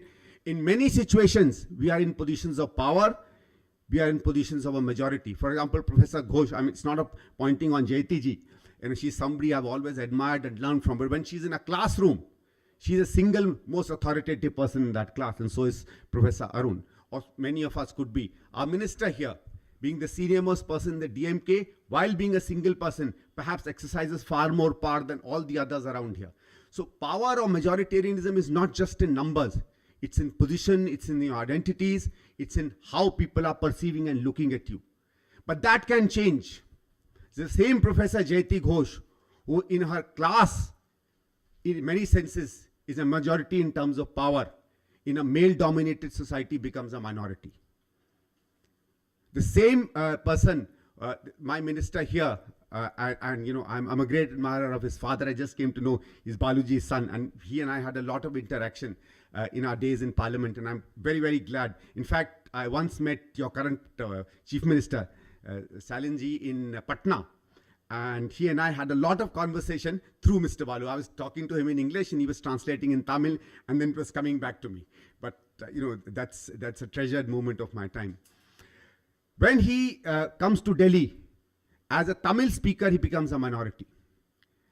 In fact, this is where I think things are now getting extremely dangerous, because these minorities or these positions of being in minority of either power or of any other form, at a particular point of time, troubled us in our existence within an aggressive majority. But there was the state, there was a system, there was a media, there were pillars of democracy that protected us and that saved us. There were, during the Hindi riots in Tamil Nadu, there were many Hindi-speaking people in Madras who obviously must have felt a sense of being unsafe, right? But there was never a violence that was perpetrated upon them. That is changing today. Does a Muslim feel safe today in a totally Hindu environment? Is a girl who's walking in a skirt feel completely safe in the backwaters where orthodoxy is being pushed in states like Uttar Pradesh? Can a person who's gay openly come out in a totally Hindu-dominated, upper caste-dominated cultural environment, say in a festival mela, and claim and say what he is? The issue is not that there will be only elements of indignity heaped upon that person. It's not that they'll be only shamed. The danger is they may be killed and murdered. Because society has started hating not just their identity, society has started hating their very existence. And that is what this Prime Minister and his RSS in some senses have started teaching us. And they have said that when you do this, there is a greater justice you're doing in the construct of this country that we are putting across. That is why when some people speak about the idea of India, I don't have too much of a problem of the idea of India that Pandit Jawaharlal Nehru or others brought in. That changing. It will change over a period of time. Right? As each one of us and each of our generations inherit this nation, we have our right to design and have our own idea of India.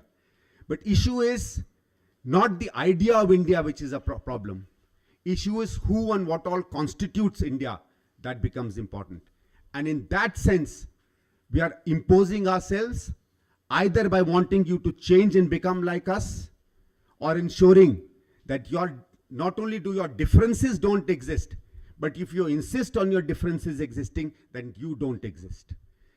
And that the reason I'm saying this is that now the fight, therefore, has to be fought at every corner, at every opportunity, at a time when every difference is not celebrated, we have to fight. Every time a Hindi-speaking person finds himself in a minority in Tamil Nadu, the DMK must rise and protect his rights. Every time somebody from Tamil Nadu or from Karnataka speaks out in their language and my fellow Hindi-speaking person smirks at that man, I have to get up and tell him, stop that. This is a language I should be as proud of, although I'll never speak that language because I only want to speak Hindi and I'm incapable of speaking Tamil. But Tamil is as much my mother tongue as Hindi is, or Kannada is, or Bengali is, or Odia is, or Bengali is. If I don't do that, this whole earlier thing about, there's this poem, I can't really always remember who said that because I'm not as erudite as those people on stage or in front of me. But during the World War, it was said that, when they came for the Jews, we never spoke. Then they came for the homosexuals, then they came for the others. But today, it's not just those 3 or 4 broad. Because in every nook and corner, there is violence against somebody who's different. If we cannot fight for the girl who wants to wear a skirt, if we cannot fight for a lady who wants to announce that she's a lesbian, if we cannot fight for a person who's dark-colored amongst fair-skinned, absolutely racist North Indians, if we cannot fight for the rights of a Brahmin amongst scheduled castes, if we cannot fight for the dignity of the scheduled castes or the Dalits amongst absolutely caste-ridden upper caste people, each time that we don't do that, we are siding with the current regime. Because they are aggregating everybody's fears and building greater identities into those fears. And if we don't fight each of these, we are in many senses almost being part of that parade. So I would say, for me, when India came together, and this is the I.N.D.I.A India that I'm talking about, and it's many of its proponents are here. Priyanka ji is here. I think she was there in that meeting also. You give us hope, and I'm happy. You have an I with a dot, and an N with a dot, and a D with a dot, and an I with a dot, and an I with a dot. I'll tell you why I'm happy. That it's not India, but it's 5 separate letters. There are at least 5 things. After each identity, you're putting a stop, which means everybody who's an alphabet, or a word, or a sentence, or a language, is somebody this INDIA will respect. If you can fight for our identities, fight for not just for your vote, then this country will stand with you. Because please remember, the way and manner in which this party, this RSS, this Prime Minister, and this culture has come across, everybody in some form or the other has become a minority. Everybody in some form or the other someday will face the indignity of being in that minority. Everybody in some form or the other will one day face violence in the manner in which he or she is a minority of that moment, or in that room, or in that cultural context, or in that linguistic context, or in the way in which they are wearing something, or in the way in which they are eating something. So please remember, you have to fight each time any of your preferences or identities are questioned, and you have to fight even more fiercely each time it happens to anybody who's in your neighborhood. Thank you very much. Rising Sun thanks our son-in-law of Tamil Nadu for this heartfelt speech. Madam Professor Jayati Ghosh, economist, and she's a chairperson for Center for Economic Studies and Planning in JNU, and she is invited to speak on dangers of undoing fiscal federalism. Welcome, ma'am. Thank you very much, and it is such a pleasure to be here. I should just also let you know I retired from JNU 3 years ago. But anyway, I'm absolutely delighted. Thank you for inviting me. Well, actually, I'm delighted that India exists, not just the country, India. I think it was essential, it was necessary, and I'm very, very grateful to all of you who have had the intelligence and the wisdom to actually come together at a time when I think everyone in this room, we all know why we all feel desperate, while we all feel that this country is going in a direction that we never anticipated could move so quickly that way. And we all know that we have to actually come together to stop that, right? So I'm very happy and very honored that you invited me to be part of this. And we've heard many wonderful speeches and very inspiring and very important speeches. So, and I know that already many people are here who are going to have lots to say. So I'm going to try and keep it brief. I'm going to talk really about one aspect which has been touched on, but it's actually a huge problem. And I think we don't recognize the extent to which this is such a danger to our polity, not just for democracy, but actually for the very survival of the nation. I think there's a huge sense in which India cannot exist unless it remains very federal. And for many reasons, language has been talked about, social justice has been talked about, the massive variety that is in India. All of that, of course, requires a much more federal structure. But also the Constitution was very wise because, in fact, it recognized that state governments are the ones where actually the citizen relates the most. In other words, the rights of citizens were dominantly expressed through state governments. All of these essential things, health, education, security, all of these things were the domain of state governments, agriculture. These were all, so in fact, the sort of first port of call, the space in which citizenship was established, that was with the states. What's happened, particularly in the last decade, has been not just an erosion of that, but I would say a reversal of many of the possibilities of that. And that, to me, is terrifying, because I do believe that for this nation to exist, it has to be federal. And I'm going to talk specifically on the economic parts of this.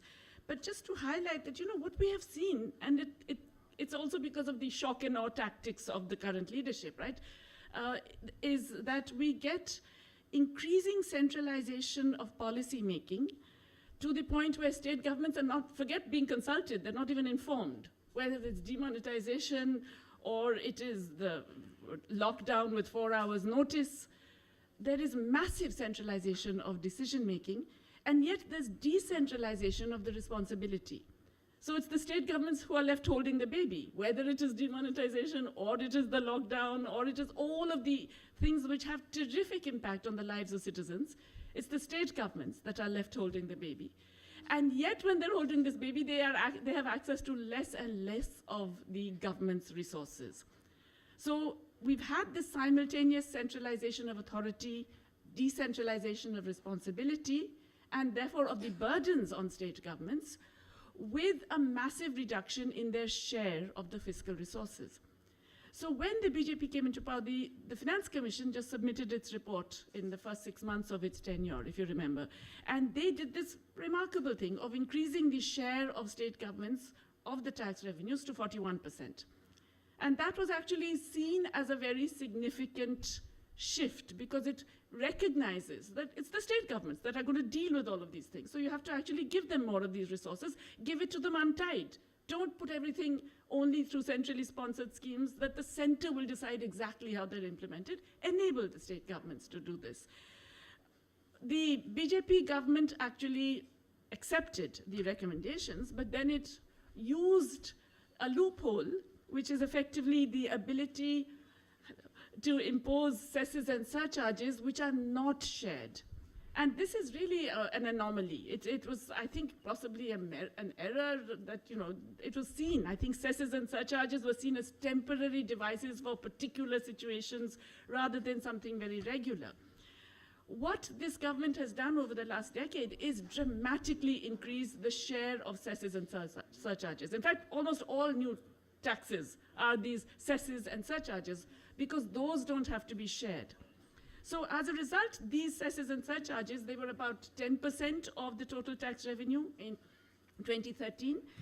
They are now 28% of total tax revenue. Almost 1/3 is just cesses and surcharges. The entire increase in tax revenues is really these things which are kept by the center. So state governments today, instead of getting the 41%, that is what the Finance Commission actually awarded them, are getting in the range of 30%, 31%.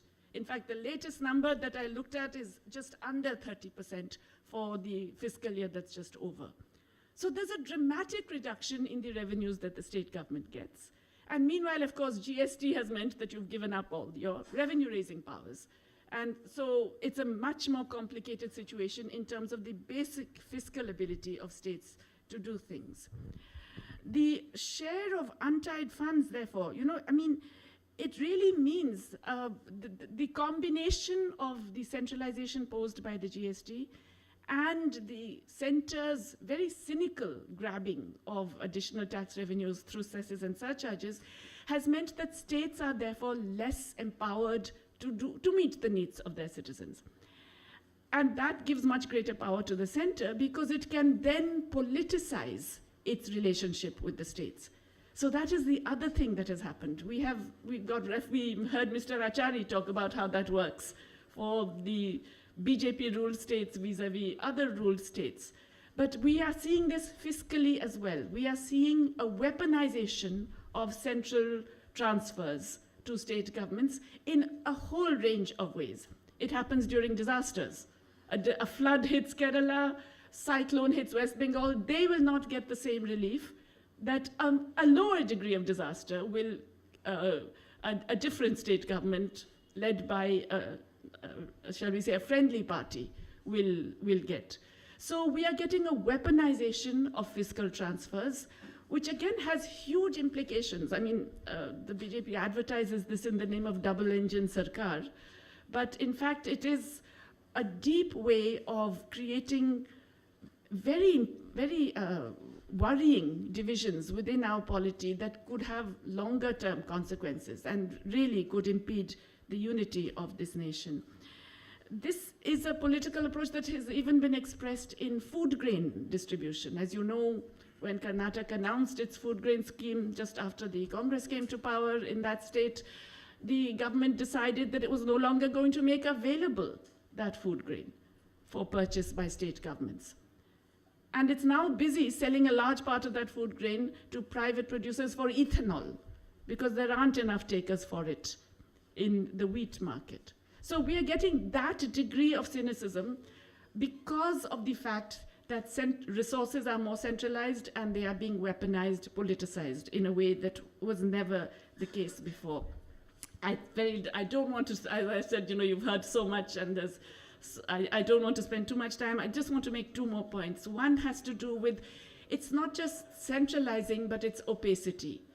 It is that more and more of the central government's actions are shrouded in not just secrecy, not just that they're unexpected, that there's shock and awe and so on, but that they are actually completely unknown to any of the citizens. I have been teaching in a university abroad recently, and when I mention something like electoral bonds, nobody actually believes me. They say, no, this can't happen. It's impossible. How can you have a system like that where nobody actually knows except the government in power which controls the banks that get these? How can that be? It cannot be. So we have electoral bonds. We had this extraordinary thing during the pandemic, PM Cares. We've let it go because every day some new thing happens and so we get used to this. I mean, again, when I tried to explain PM Cares to people outside, they said, what? You set it up as something that was, I mean, we have a Prime Minister's Relief Fund, which is subject to public audit and, you know, everybody knows the accounts and so on. That was sidelined, and PM Cares is set up ostensibly as an official thing where public servants were all giving one day's salary, where everybody was more or less press-ganged, coerced into donating for this fund. And yet it turns out it's a private fund. And nobody can find out how it's being spent. We're not allowed to know how it's being spent. Again, that this can happen at all, and that you would see PM Cares ads on ministry websites, I think until very recently they were still available, is something which you cannot imagine in any other democratic nation. So when we keep saying we're the largest democracy and so on, we still are, thank God. But it's, you know, it's fraying a lot, and it's fraying in many ways. It's fraying because also the simple barrage of things that are going wrong at different levels is so large that we kind of give up in terms of where to keep fighting. There are things going on as we speak in Parliament. I don't know what has been the fate of that terrible data bill. It's passed? Oh, it hasn't. Okay, I mean, there's a shred of hope that it hasn't yet passed. And similar things, but there is this onslaught, in fact, of every possible democratic institution. And of course, along with that opacity comes the broader opacity, which has already been mentioned, about data. You know, we had one of the best statistical systems in the world. And as an Indian, I was really proud that India was actually giving lessons to a whole range of other countries. How do you actually collect data for an informal economy in which there is agriculture, there's seasonality, and all of these things? We had such a wonderful statistical system. It had its limitations, but nonetheless, it was very actually something to be proud of. And it's disappeared. We have actually managed to kill it in these 9 years. So whether it is poverty data, we have no idea about poverty because we have not done a consumer expenditure survey. We did one in 2017-18. They didn't like it because the leaked document tells us that rural consumption had actually fallen and clearly rural poverty had gone up. So they junked it. And they said, no, the methodology was wrong, et cetera, et cetera. They refused to release it, even though everything had been approved. The printed copies were all there. Okay, they all had to be shredded. And since then, they haven't had a consumer expenditure survey. Can you imagine? Our last data for consumption expenditure for any assessment of poverty is 2011-12. More than a decade ago. We have absolutely no idea about what has happened. We are the only country in the world that hasn't had a census yet after the pandemic. And imagine a country where you are trying to govern and you don't even know how many people there are, or where they are, or what they do, or how many men or women or whatever, and how old they are. You have no idea. You are guessing, you're stabbing in the dark for the most basic information of governing. And this is, by the way, just as bad for state governments because they will not know either. In other words, state governments have to deal with the consequences of this complete inadequacy of data. A few data was still being allowed to be collected. The National Health, Family Health Survey, they didn't like the latest one because it's shown that, you know, open defecation still exists. I don't know how they thought they could hide this fact when it's kind of evident. When you walk around, you know that it still exists.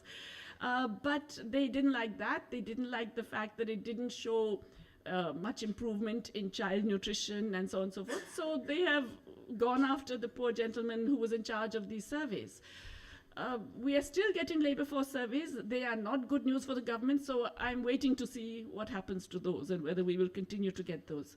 But we are basically seeing a massive attack on all of the essential institutions that you need to just be a country, to just have governments and just to have even parties or people or academics, anyone know what they're talking about, because we do not have access to that data because it's being systematically destroyed or simply not collected. And then all kinds of ridiculous indexes are put together, like the Niti Aayog's latest multidimensional poverty index, which is so embarrassing that one I didn't even dare to tell my colleagues abroad, because it's so laughable, this measure of multidimensional poverty that has been used.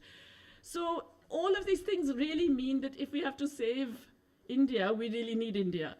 And so, you know, I wish I knew how to get there. I'm hoping that all of you sitting in the front row here have a better idea, because we really honestly do need all of you. So thank you very much. Yes. Thank you for that insightful speech, ma'am, similar to your frontline articles. And you talked about PM cares, but we have a don't care PM here who has to be ousted by 2024. Thank you. We are concluding the first session and moving on to this.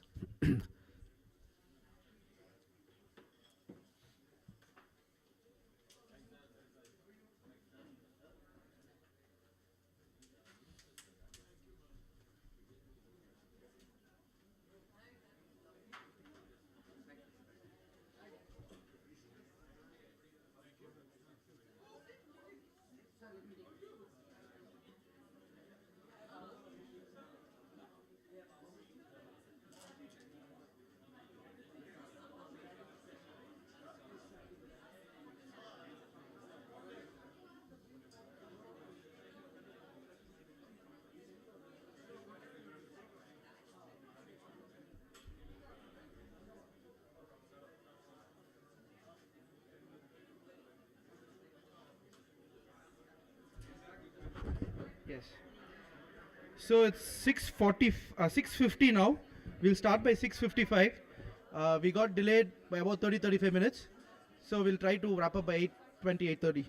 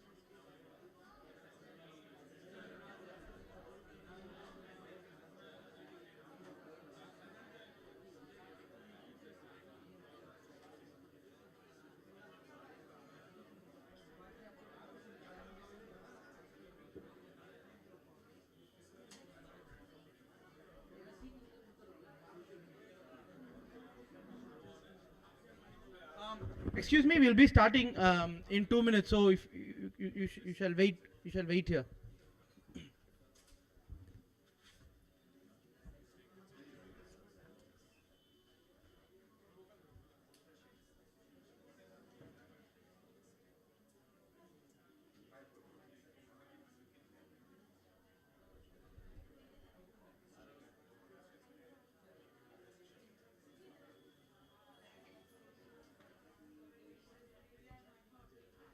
We had an excellent session 1, and unfortunately it got extended by about 35 minutes. And I would like to thank them for their time and for coming and making an impression. As I spoke on earlier on session 1, 2024 election is not like any other election. It's an election. It does not matter who comes to power, but it's very important who does not come to power. Since 2014, democracy in this country is in danger, thanks to the Modi government, who believes in oneness of everything, and where the pluralistic ethos of this country has been destroyed. And with this, I welcome all the honorable MPs present here, and I would like to invite P. Wilson sir to come to the dais.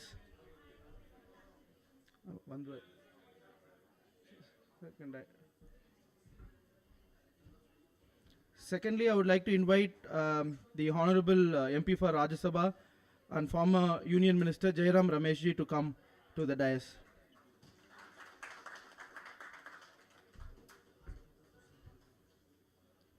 And I would like to now invite Member of Parliament Rajya Sabha Shiv Sena UBT Priyanka Chaturvedi to come onto the dais.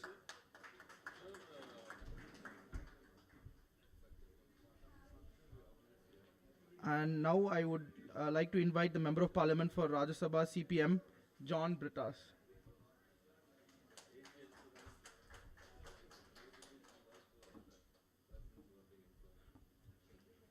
And now I would like to invite dear Professor Manoja, Member of Parliament, Rajya Sabha, RJD. Since Jawahar Sirkar has an appointment with the Vice President at 6:30, he came and spoke on the first session and went, and he'll be joining us by about 8 for dinner. With this, I would like to invite Mr. Wilson to make the welcome address.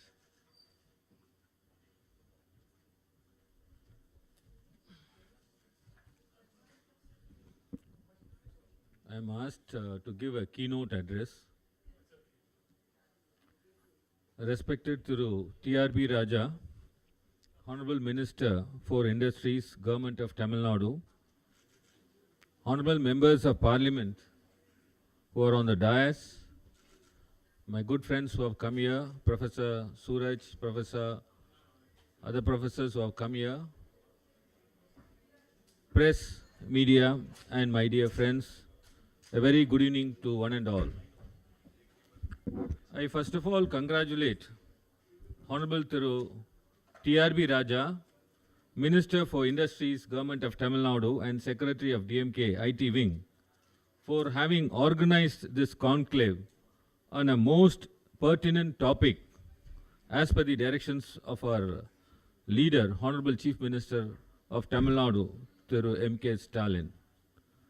The conclave has brought together the opposition parties in India to perform diagnosis on the state of our country, fragile democracy, and to offer a prognosis for its future.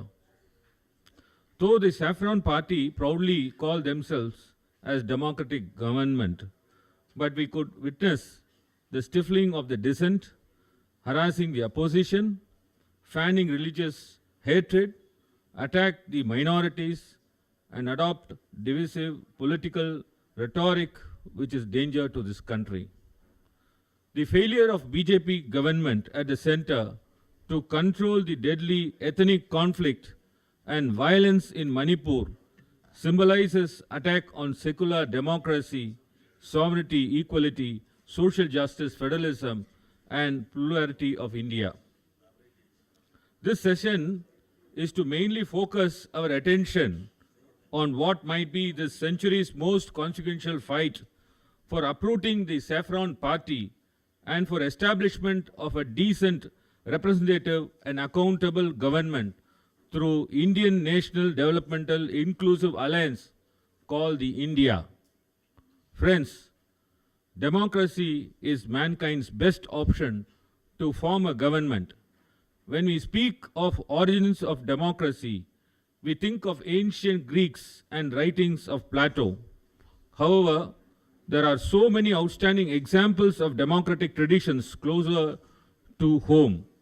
In my home state of Tamil Nadu, there is the ancient city called Uttaramerur, about 90 kilometers from Chennai, where archaeologists found stone inscription depicting a vibrant democratic system of governance. The inscription from around 920 AD in the reign of Pratanka Chola described a written constitution of the village assembly that functioned 1000 years ago. The village was divided into wards. There was qualification and disqualification prescribed for candidates standing for elections. The mode of election, the constitution of committees with elected members, the function of those committees, the power to remove the wrongdoer, etc. were all codified 1000 years ago. The villagers even had the right to recall the elected representatives if they failed in their duty. So we have a tradition of democracy in our society as well. India is in fact the world's largest democracy. Yet today, democracy is facing its greatest threat since independence. It is not an exaggeration to say that we are in a state of undeclared emergency. Every institution is being suppressed and browbeaten by the ruling BJP. From Abraham Lincoln to Nehru, the idea of democracy has always been to vest power with the popular sovereign. But ladies and gentlemen, there is a common misconception that mere democracy is sufficient to run a constitutional government. Democracy is only a tool to elect a government. It is only the doorway for a party to step into the parliament. There is no guarantee that the government elected through democracy will act according to the constitution and safeguard individual liberties and freedom. Take for example Hitler. In 1933, Adolf Hitler was elected by a democratic process. So in that sense, his government was a democratic government, yet he proceeded to commit the worst human rights violations. The lessons from Hitler's rise to power and systemic suppression of institutions of democracy are important for us today, and we must recall it. It began with the old god of the party bringing into the fore a polarizing individual. The old god believed they can control this individual but are soon sidelined. The followers of this individual glorify the single individual as a savior of the country. The portrayal is that apart from the individual, nobody else cares about the country, and thus this individual cannot be questioned even by the members of his own party. This individual will question the legitimacy of great leaders who came before him and paint them as traitors in order to erase their legacy. This individual will also claim that he has no family and thus his decisions are not for personal gain. This individual will command the unfailing loyalty of the corporates because of the benefits he showers on them. Remember, top corporates of the era like IBM, Volkswagen, even Coca-Cola aided the Nazi party and stood by Hitler. The individual will exert the full force of the government to ensure that the press toes the party line. Press and media who refuse will be hounded by investigative agencies and made to close or sell their business. In 1930s, the Associated Press, one of the largest news agencies today, fired all the Jewish staff to conform to Nazi standards. Then comes the use of police power to browbeat civil society into submissions. One of the main opponents to the right wing are the trade unions. Suppression of labor and trade unions, environmental activists, and any association of persons who oppose the policies of the supreme individual is key. These persons are branded as anti-nationals and enemies of the state. Legislations are enacted to give a particular police agency unlimited power to harass political opponents and non-compliant individuals. This special agency has unlimited powers of search and arrest and can enter anywhere including government offices. The head of the special agency is a policeman handpicked by the supreme individual and is unquestionably loyal. Any judge who questions the ruling party is either removed or transferred or falsely implicated as corrupt. So far, I have described only how Hitler used democracy to ascend to power, then proceeded to destroy Germany's democratic institution under the Weimar Constitution. If the mind of the audience drew any parallels with the ruling party at the center in India, it is because the similarities are striking and they alone are responsible for the same. What the BJP has done successfully for the last 10 years is create a false narrative of protecting the Hindus and being the savior of the nation. They think that was the key to their electoral success. Hitler had a theory called the big lie.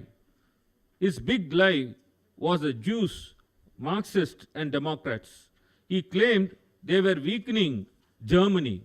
Hitler claimed that once you give a majority a big lie, such as that Hindus are under threat in India, they don't question you for the 100 similar lies. So you can fake a degree, make 100 promises that are false, call someone corrupt one day, and the next day welcome him into the BJP, fail in securing the nation from terror attacks, fail in maintaining law and order, but these failures are not questioned because the masses are focused on the big lie. So how do political opponents counter this big lie? The first step is not to get sucked into the trap. The Hindu-Muslim debate is a false narrative and a distraction. The BJP is good at whipping up religious fervor to distract the citizens from real issues, namely food inflation, unemployment, poverty, lack of security for women, Chinese incursions on the Northeast, failure to maintain security in Pulwama, failed foreign policy, the declining rupee, fuel inflation, declining standards of education and higher educational institutions. These should be our focus, whether in TV debates or political stages. If the BJP talks about religion, we should ask them about these issues. Force the conversation back to these topics. The second important step is to recall and cherish our linguistic and cultural diversity. Right now, the BJP is attempting to destroy India's plurality and make one homogeneous society of our language, one religion, one leader, etc. We need to remind people of our roots and culture and cherish our diverse traditions. One of the fundamental reasons the BJP has not been able to polarize Tamil Nadu is a strong Tamil Dravidian identity that rejects division, and because of a strong leader Through M.K. Stalin. The third is social justice. Communalism's biggest enemy is social justice. Discrimination and division are their weapons. We need to unite under the umbrella of social justice. When we can show the people that our intention is to fight for an egalitarian society, irrespective of caste and creed, people will follow. Even today, we have been asking for a caste census. The caste census that was taken in 2015, the union government is yet to reveal the caste census. What is the difficulty for you to reveal the caste census? We appeal to you that if you are not able to do the caste census by yourself, please give the power to the states. We will do it, and we know how to take care of our people. Friends, ask yourselves, the BJP talks of one language, one religion, one leader, etc. But have you ever heard them talk of one caste? Social justice will break the illusion they are attempting to create. That is why they are scared of the name Periyar, Anna, Kalaignar, and now through Mr. M.K. Stalin. The fourth is strengthening our democratic institutions. In 10 years, the BJP has reduced Parliament's majesty. The government is engaged in a wholesale dismantling of democratic institutions, norms and practices. Every day I and other MPs used to go to the Parliament, but we are denied. We used to give 267 notices, but no opportunity is given for us. So that is how the Parliament is functioning. The PM does not answer questions in the House and does not even come to the House. So much was made of the inauguration of the new Parliament building and the Sengol. But when Manipur was burning, the PM did not make a single statement inside the House. The Cholans who wielded the Sengol never shied from taking responsibility for their people. Should India democracy fail, it will affect not only the lives of 133 crore Indians, but also democracy movements around the world. Ladies and gentlemen, one more institution that needs to be protected at all costs are the educational institutions, schools and universities. Only a scientific temper can question the irrationality that the right wing perpetuates and thrives on. Hitler and Goebbels are highly superstitious. In fact, by one report, Hitler always ordered his forces to launch big attacks on Sundays. He regularly consulted oracles. He used his superstitious belief to distract people from facts. If people were aware of the facts, they would question his policies. If we think back to how many people were banging utensils in their balcony instead of questioning the government on COVID efforts, we can understand what a great hold superstition has on a person's mind. Today, the BJP government is attacking universities, replacing vice chancellors with yes men. The recent IIM bill is an example of trying to control academic institutions. BJP appointed governors are imposing their irrational thought on universities and interfering with the academics and elected governments, as one in our Tamil Nadu through R.N. Ravi. Even in schools, the BJP is polluting young minds with irrational thought like flying bulbuls. Saffronization of educational institutions have to be objected tooth and nail and countered vehemently. It is an assault on free thought and expression. Lastly, I wanted to conclude by offering the Dravidian model of policies and governance as a case study to be adopted in other states. When the focus is on social and economic justice, people will forget conflict. If a person is well educated, earns well, and is leading a happy life, he is not going to go to the streets to burn down houses of other communities. India's democratic credentials are being questioned at the international level as well. Democracy watchdog Freedom House, which since 1998 has labeled India as free in terms of political rights and civil liberties, downgraded into a partly free. The Sweden-based Varieties of Democracy VDEM project now calls the country as electoral autocracy. The trajectory of Indian democracy has been downward since 2014. Another 5-year spell for the BJP will be a death knell to the democracy. And friends, if they come back to power again, take it from me, the constitution will be tinkered left, right and center, and India will not be the union of states, but will become union of municipalities. Today, that is what happening in Delhi.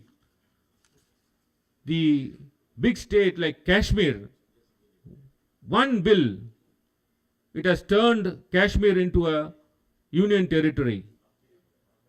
And the union territory today, Delhi, because of another bill, is turned into a municipalities. Therefore, a day may come that India will become a union of municipalities if they again come to power. The states will lose its identity. So that is a warning we have and a challenge before us.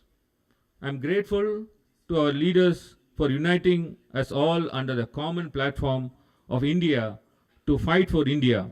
In fact, some BJP sympathizers are now comically attacking the name India itself. We can see in our parliament. This shows that they have understood the power of this alliance.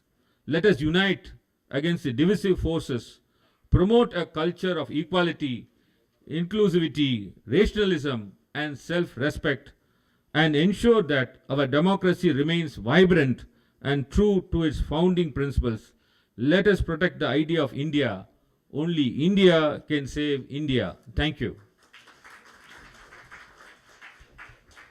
Sir, thank you for the energetic and powerful speech. You talked much about Hitler of last century.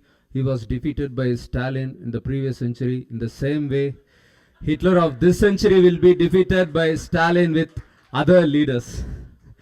I invite our secretary to honor the delegates.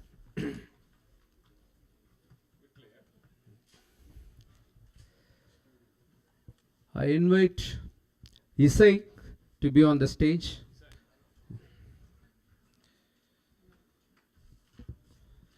I request the secretary to present the memento in honor to Jairam Ramesh.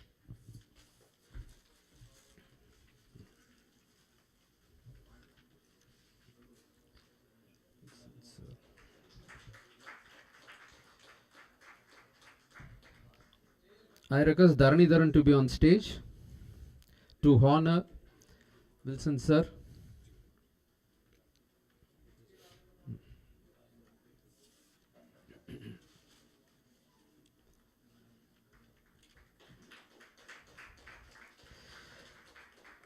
I request PM Sridhar on stage to honor Ma'am Priyanka Chaturvedi.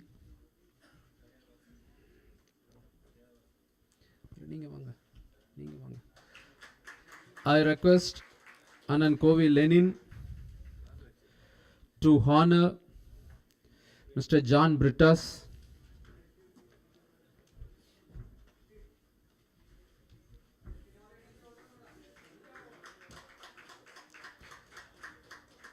I request Dharani once again to honor Professor Manoj Jha.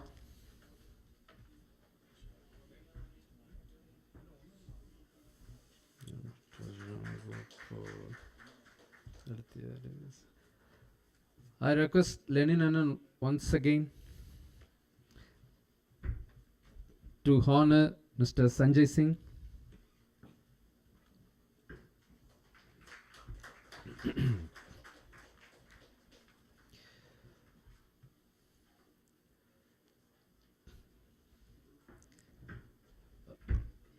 We have a group photo. Anna? Group photo. Huh?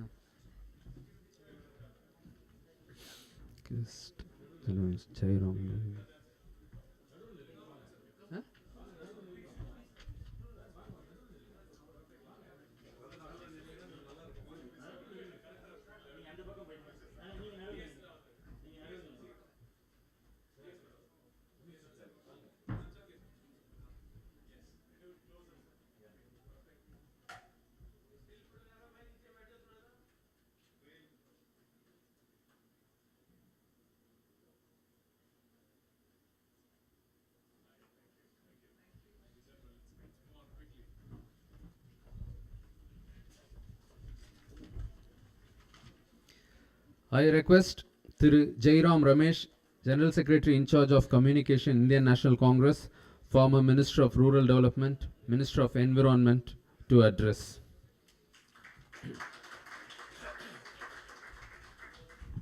Thank you. My fellow parliamentarians on the dais and not on the dais, ladies and gentlemen, I am ashamed to admit that this is my first visit to this beautiful building. I've just received a copy of A Grand Tamil Dream. For 7 years, I sat on a seat which was directly behind the seat occupied by this great Tamilian and Indian. And for the last 2 years, my seat is right next to the seat which was occupied by this great Indian and one of the greatest parliamentarians that India has seen. I don't know what Anna would have said with the bill that was passed yesterday. It was the first step towards linguistic imperialism that the Indian Parliament has taken. For the first time in Indian parliamentary history, with due apologies to my friend Sanjay Singh, the title of a bill has been changed to be only in Hindi without giving an official English equivalent. Anna fought for this in 63, 64 and 65 when he was a member of the Rajya Sabha. He would have been aghast that yesterday the Rajya Sabha passed a bill which renamed the Forest Conservation Act as the Van Sanrakshan Evam Samvardhan Adhiniyam. This is the first step that has been taken. I can't remember any of the 892 laws that have been passed since 1836. Successive assemblies, parliaments, which has a name which has been changed from English. Normally we pass a law with an English name and a Hindi equivalent. This time, yesterday, we passed a law only in Hindi without giving the English equivalent. This is the first step.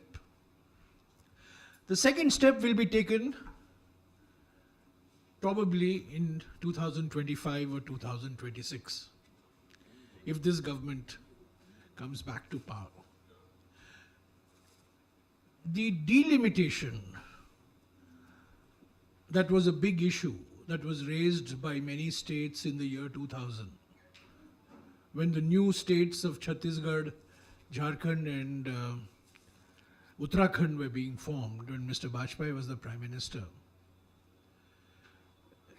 There was a political consensus that was created, thanks to Mr. Bhojpuri, that delimitation would be put off till we get the results of the first census after 2026, which would have been in 2031. That would have been the normal year in which the census, decadal census, would have taken place. And according to the constitutional amendment, the delimitation, which changes the size of the assembly, the size of parliament, all that, would take place only after 2031. But 2021 census, as Dr. Jayati Ghosh has informed us, 3 years have passed, 2 years have passed, it is nowhere in sight, and it's unlikely to be carried out before the general elections of next year. Now, what this delimitation will do, again, this is a fear that was expressed by Anna in a speech in the Rajya Sabha in 1963, when the DMK changed its party constitution, if you recall. And this was a great speech that he made, one of the greatest speeches of Indian political history, when even the Prime Minister, Pandit Jawaharlal Nehru, was moved and went to congratulate Mr. Annadurai. It's all part of record.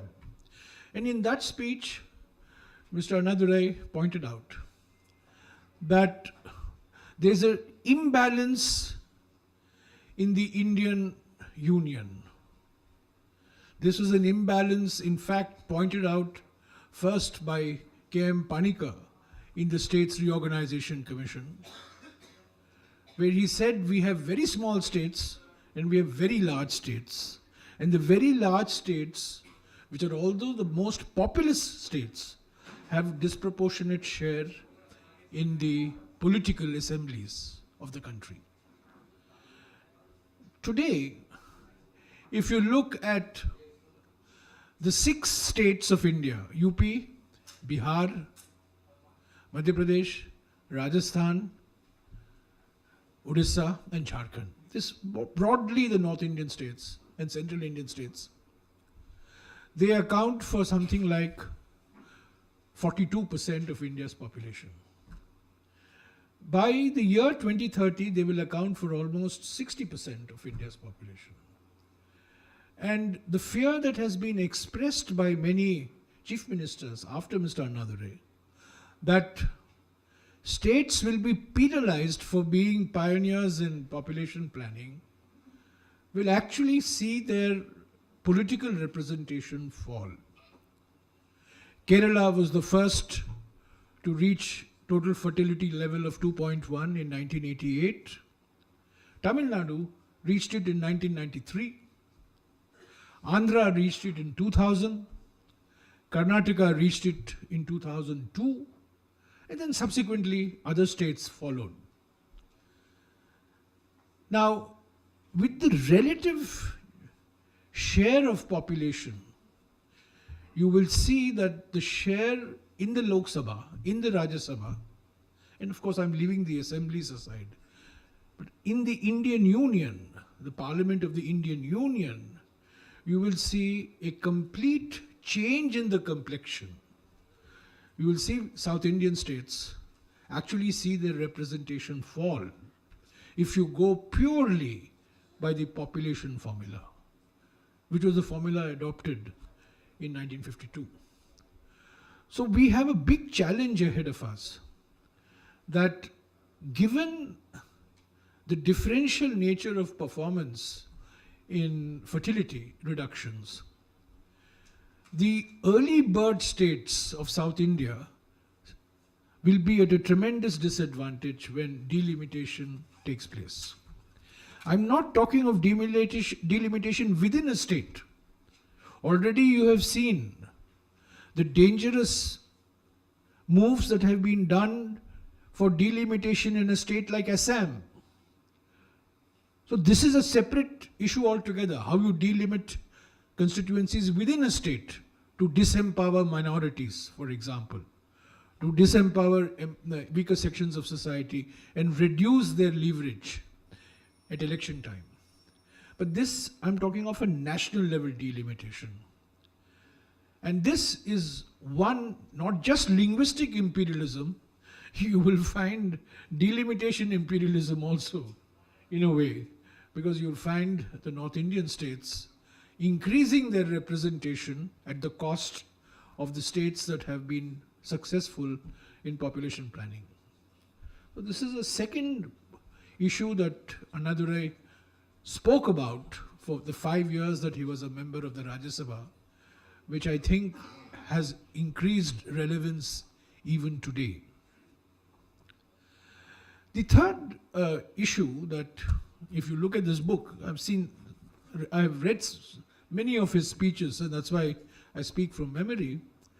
A third issue which is very relevant and which Anna flagged in his speeches in 62, 63, 64 particularly, was the fact that there is the symbols of democracy and there is the spirit of democracy. In fact, I think in one of his speeches, he uses this phrase that we must not just be worried about protecting the symbols of democracy, but we must be more bothered about protecting the spirit of democracy. I have no doubt in my mind that the symbols of democracy will survive.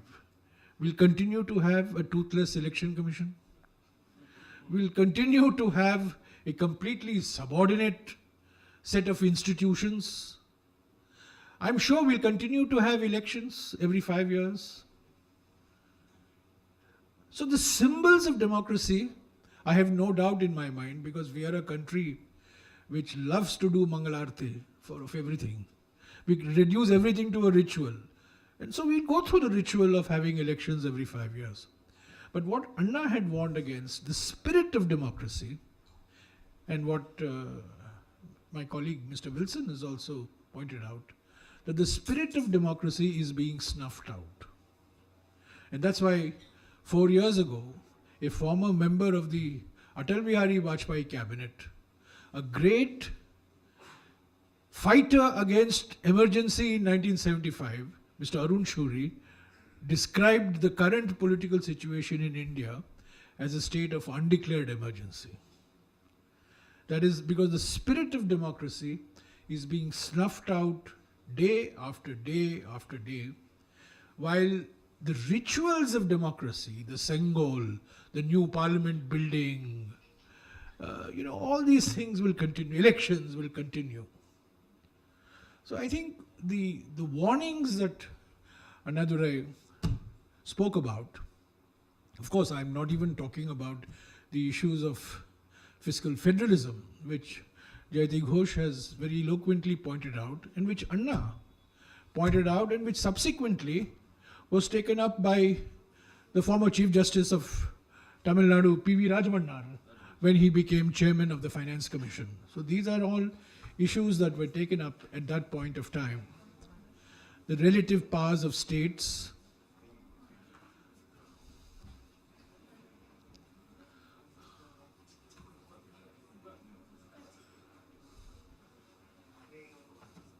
can I continue?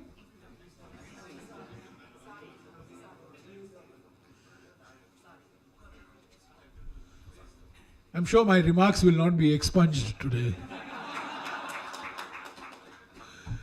So Jayati Ghosh has already pointed out, and P.V. Rajmannar, who was the chairman of the Third Finance Commission, had in fact taken a leaf from Anna's speeches and spoken about protecting the fiscal rights of states, the economic rights of states, which over the years have tended to get emasculated, and particularly after the advent of GST, particularly, has seen a further shrinking in the space available to the states to raise their own revenue, for example. So I'm not even getting into the issue of federalism, fiscal federalism, the center-state relations in economic matters. With the abolition of the Planning Commission in 2015, the states lost their greatest champion in New Delhi. I worked in the Planning Commission. Dr. Ghosh's husband, a very distinguished economist, was also a member of the Planning Commission. And the Planning Commission used to be the only forum in which the rights of states would get discussed. And the states had a voice. And the states negotiated with the center in a spirit of equality. That environment has changed in the post-2015 era. And today, when the finance minister releases what is a constitutional share of rights in taxes, it becomes a big media event. It becomes a press release. It becomes a whole issue of debate that the central government has released 10,000 crores of GST dues. It's a legitimate constitutional obligation of the central government, but that becomes a matter as if the central government is doing a favor to the states. So I don't wish to take too much of your time. I just want to say that I associate myself with what Mr. Wilson has said, and we are really at a crucial turning point. And I think the first meeting on the 23rd of June in Patna, followed by the meeting on the 18th of July in Bangalore, Bengaluru, which brought together 26 political parties to form the India group, the Indian National Developmental Inclusive Alliance group.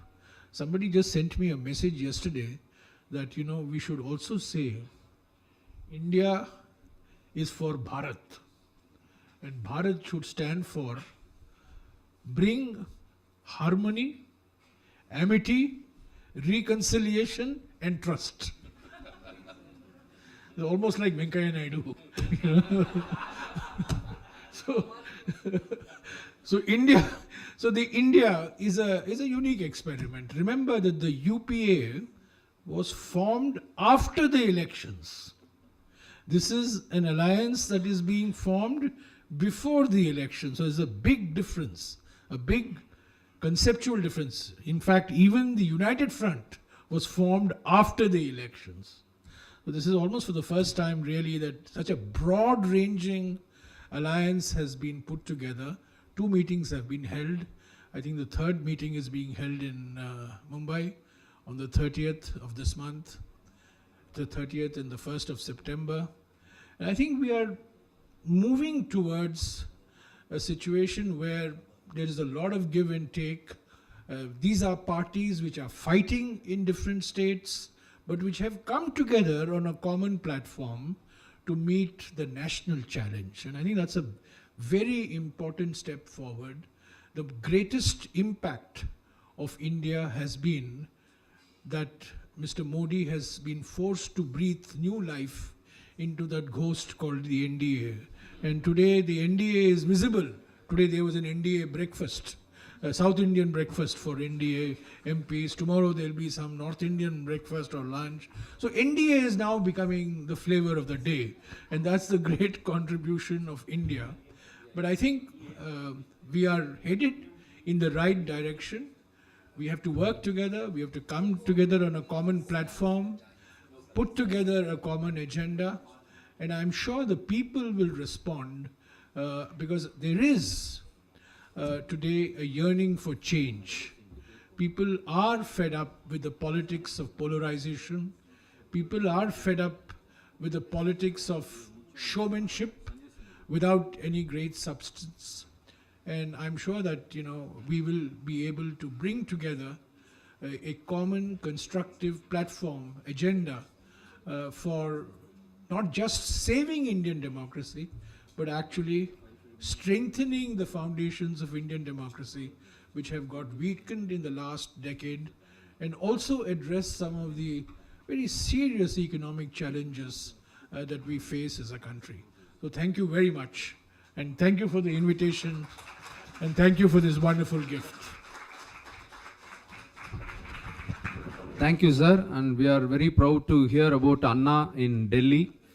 And we welcome our Deputy General Secretary Akka and Tamilachi Akka avargalum varga varga. Next, I invite Mr. Sanjay Singh to be on stage.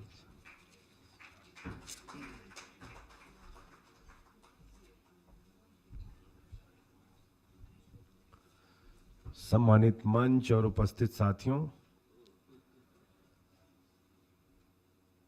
अभी जब मैं इस programme में आ रहा था तो मैंने देखा कि दिल्ली का जो बिल है वो गृह मंत्री जी पास कर रहे थे। तो जब इंडिया फॉर डेमोक्रेसी पे चर्चा हो रही है तो डेमोक्रेसी की एक हत्या आज ही हुई है पार्लियामेंट के अंदर, जहां पर एक चुनी हुई सरकार का अधिकार छीनने का काम सुप्रीम कोर्ट के 5 जजेस के फैसले के बाद 239A कॉन्स्टिट्यूशन जो कहता है साफ तौर पे कि दिल्ली में एक चुनी हुई सरकार होगी जिसके पास सारे अधिकार होंगे 3 सब्जेक्ट को छोड़ के।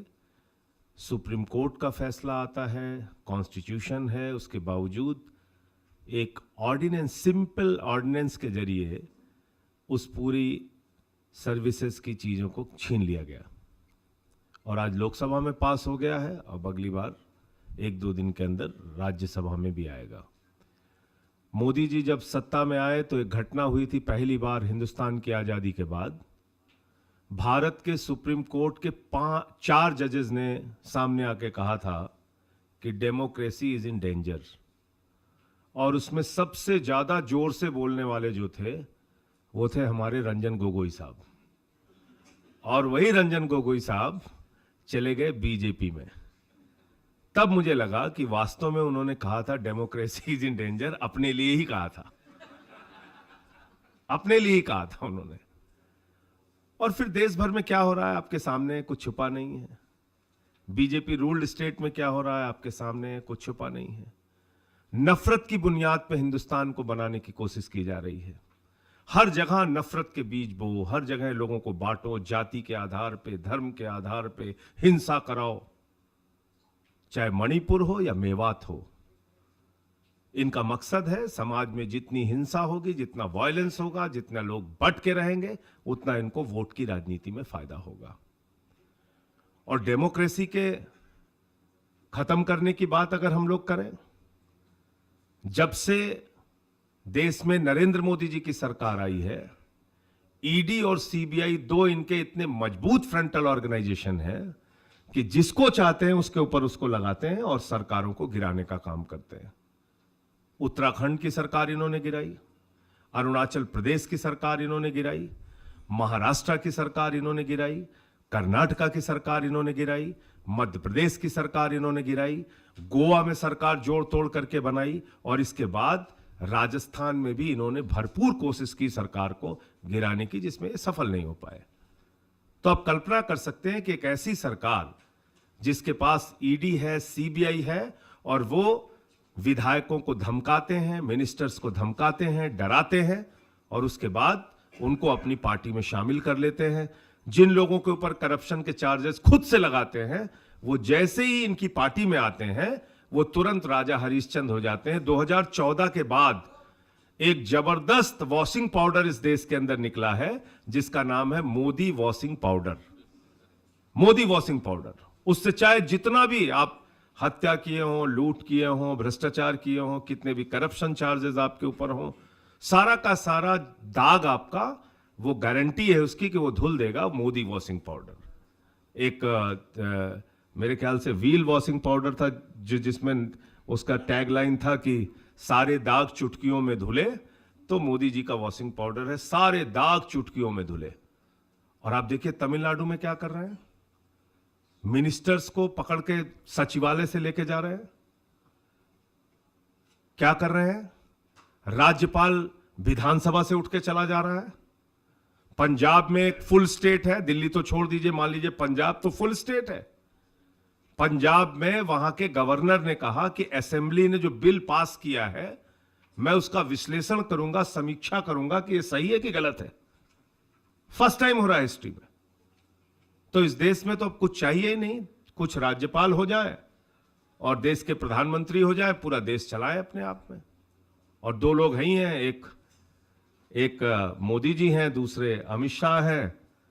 दुनिया भर के सबकी जांचें करानी है, सबके पीछे जासूसी छोड़। मैंने तो कहा कि एक फिल्म का गाना था, दो जासूस करें महसूस कि दुनिया बड़ी खराब है। तो ये सबकी जासूसी करना है इनकी। पेगासस का भी मामला इनकी सरकार के समय में आया। जाति जनगणना का सवाल उठता है तो ये पीछे भाग जाते हैं। जातीय जनगणना क्यों जरूरी है, जिसका जिक्र अभी विल्सन साहब कह रहे थे, यूनिवर्सिटीज के अंदर रिजर्वेशन को किस तरीके से मारा जा रहा है और जो पॉलिसीज गवर्नमेंट बनाती है उसका कितना अधिकार किसको मिल रहा है, कैसे पता चलेगा।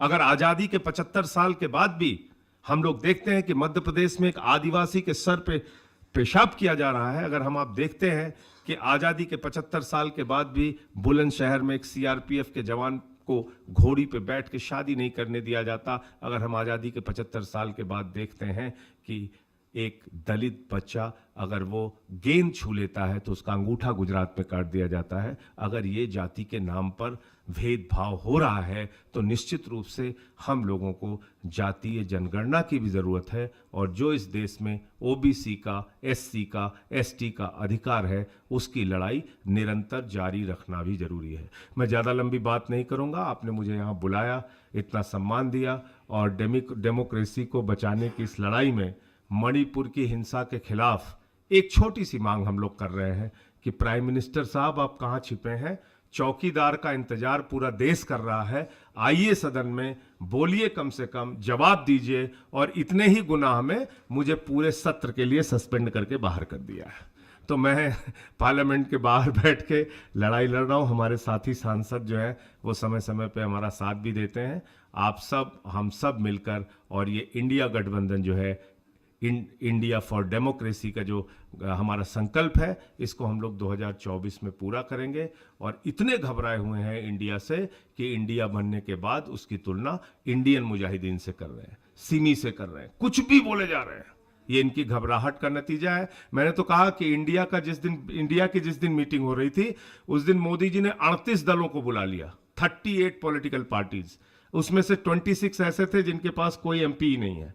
तो मैंने पूछा कौन से दल थे, बोले हम, तुम, क्यों, कहां, कैसे, लेकिन, वेकिन, मेकिन, कामा, फुल स्टॉप, सबको बुला लिया।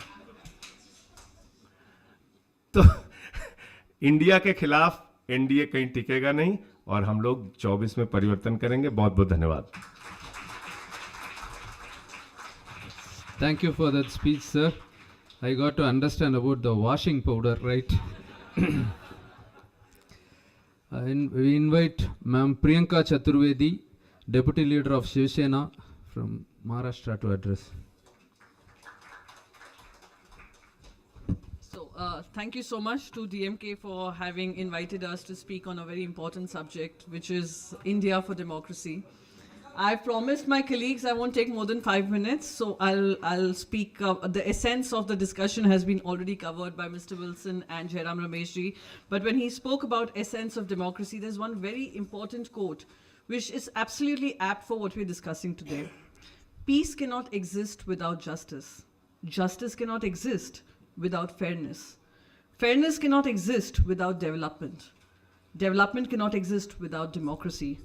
Democracy cannot exist without respect for the identity and the worth of cultures and its peoples.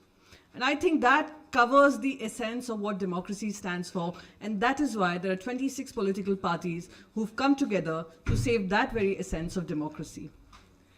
And let me also tell you, because our Prime Minister is so rattled, our Home Minister is so rattled, ever since the India Alliance has come along, that they have been making many comments. Even today, Amit Shah ji was making a lot many comments on the alliance coming together. Do not underestimate this alliance. This alliance has about 24% MPs in the parliament. When the first meeting happened in Patna, 24% Lok Sabha MPs are from this alliance. Without going wrong with my facts, I must say 25%. 38% Rajya Sabha MPs, 42% MLAs in various state assemblies, and 11 governments in states. And who do they have? Like Mr. Sanjay Singh ji said, the NDA alliance is an alliance of 24 such parties, minus the BJP, 24 parties which have 0 MPs in the Lok Sabha, 0 in the Rajya Sabha. 7 of them have 1 MP, and 2 of them have 2 MPs. So that's the alliance that we're talking. So there is India, there is NDA. And I speak from a party which was a longest standing alliance. It started in Maharashtra, this alliance started in Maharashtra, and it was part of the BJP alliance for 25 years. We saw BJP grow from 0 MPs to as many MPs as you see in the state of Maharashtra. That has come at the expense of its own alliance.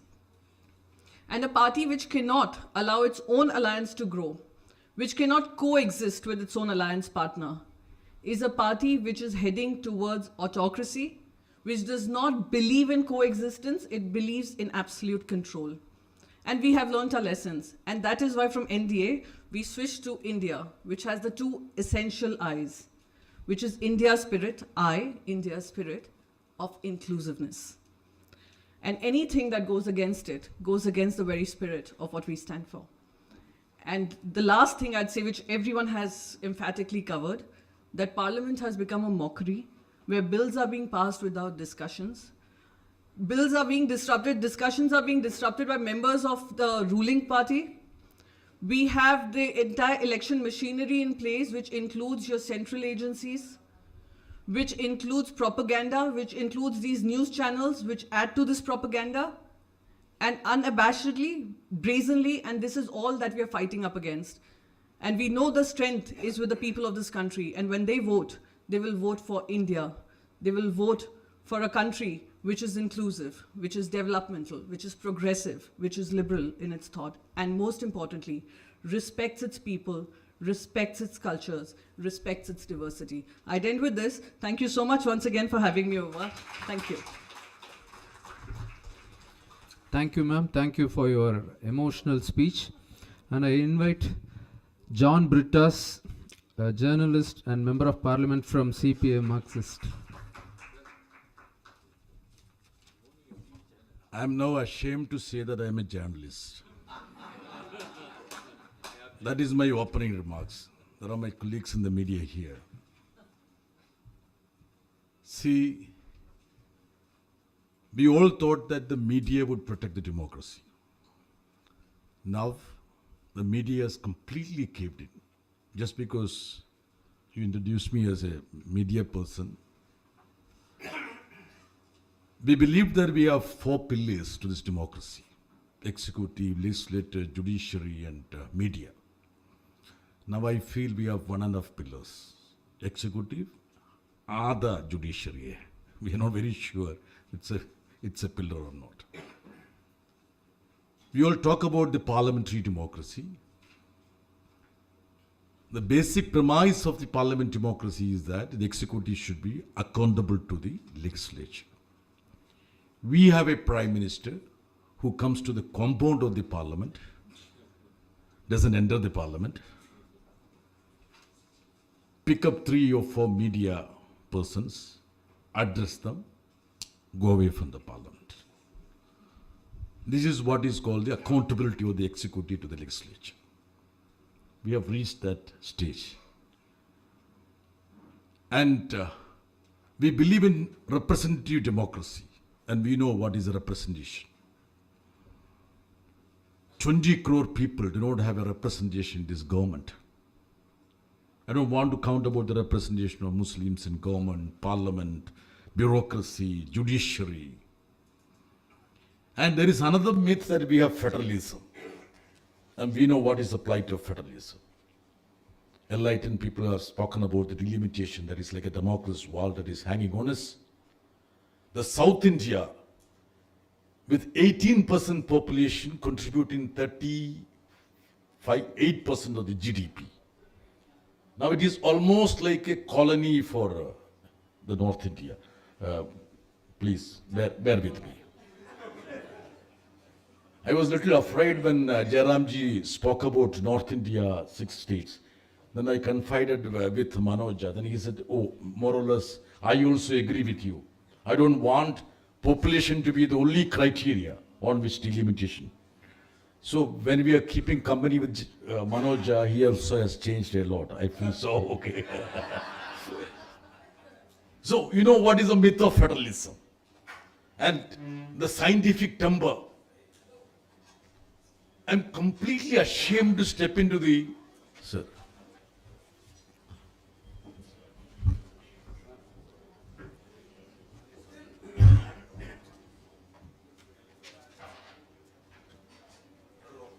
As a member of parliament, I should have been excited to enter the new parliament building.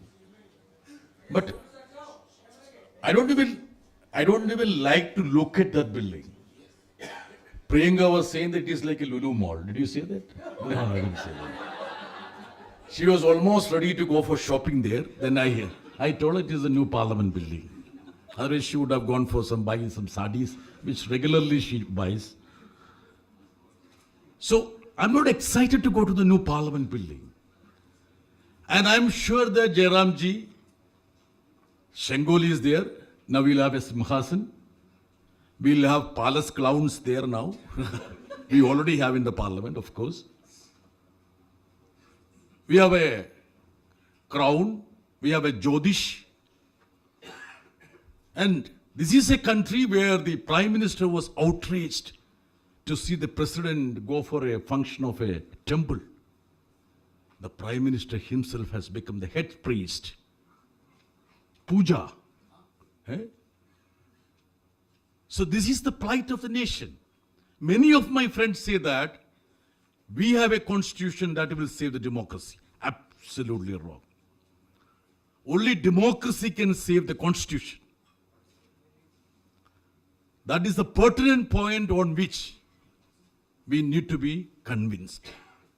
So much have been talked about, delimitation, performance. I am coming from a state, that is Kerala, bearing the brand of performing. We thought the myth is that perform and excel. Jairamji, you taught us as a minister, Kerala people should perform, control the population. Now what has happened now? Now you are just shying away from the reality. Whenever he sees me in the lobby, he just vanishes.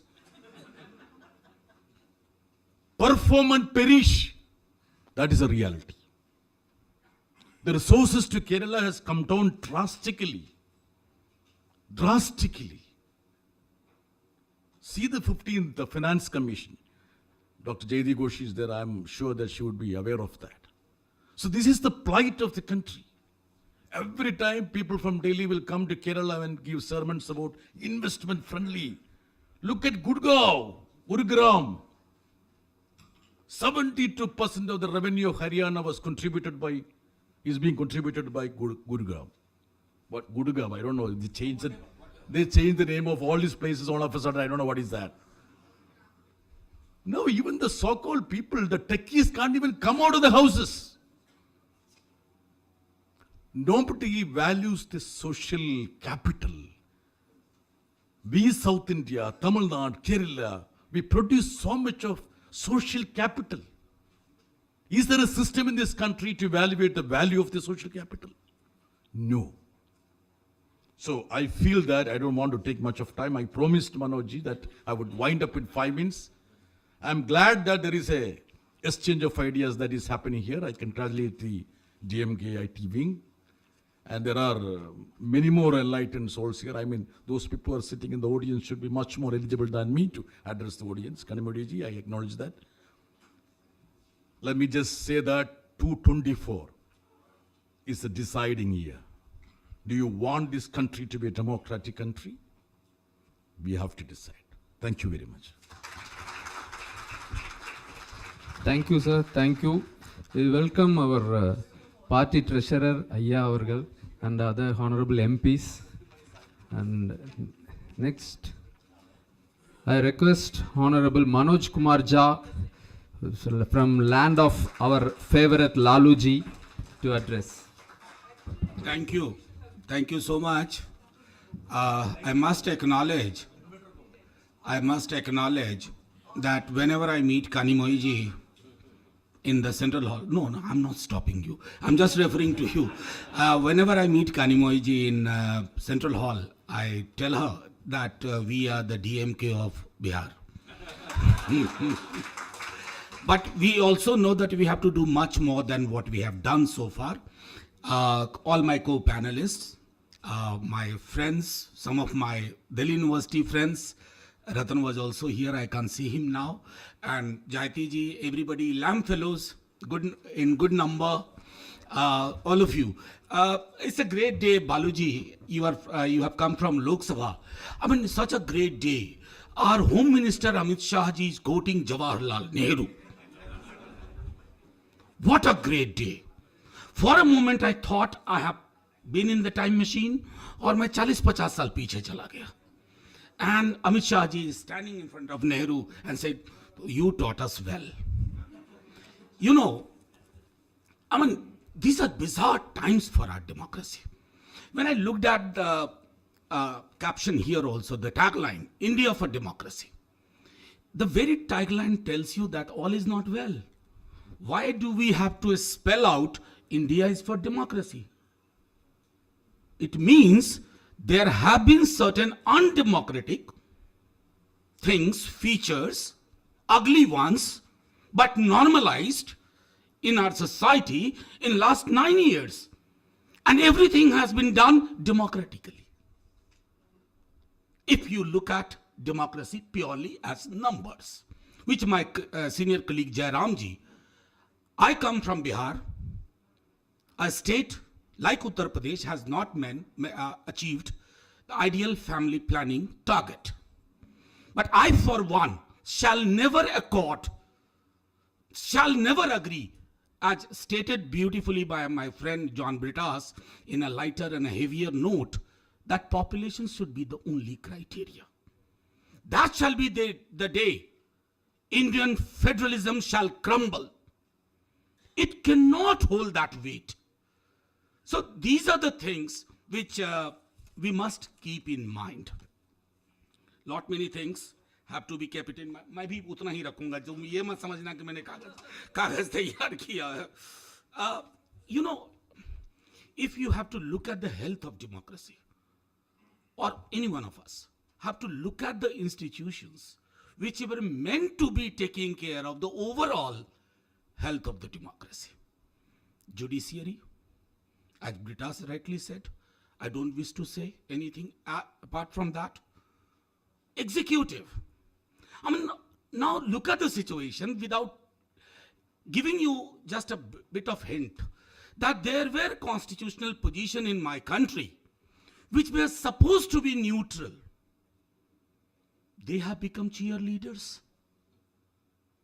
Now, television anchors performing the role of a spokesperson of BJP, we have normalized it.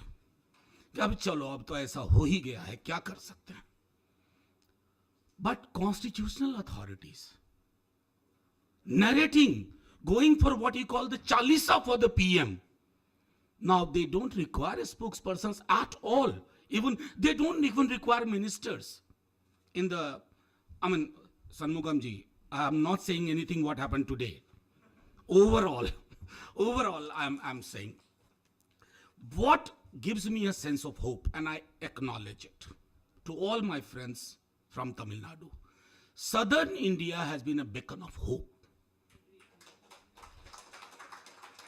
You have not allowed polarization to have a say, except for one state which is also trying to make up now. I'm referring to Karnataka. You have been able to do it because you prepared a culture of social justice. Social justice cannot simply be a slogan. Social justice cannot be Zindabad social justice, Samajik Nyay Zindabad. It has to be translated into everyday reality. The difference between what you say and what you do has to be minimized. This you have done. That is why I say, particularly in Tamil Nadu, the Dravidian model, I wish we had the similar model, or we could emulate that model. With your permission, sir, copyright. I think it should be a copyleft model, not the copyright model. And just, Britas, don't look at me this way. Britas is the wonderful boy, and together with Priyanka, agar ye dono log hote hain, acha, I'm switching over in Hindi for just a moment. These two people are important, that when the parliament is disrupted, and it is disrupted very frequently, you can have lighter moments. And it must be put on record that me and Britas are hugely disliked by the one whom we thought should be liked by. I mean, that gentleman doesn't like both of us, doesn't like both of us. And anyway, finally, I said,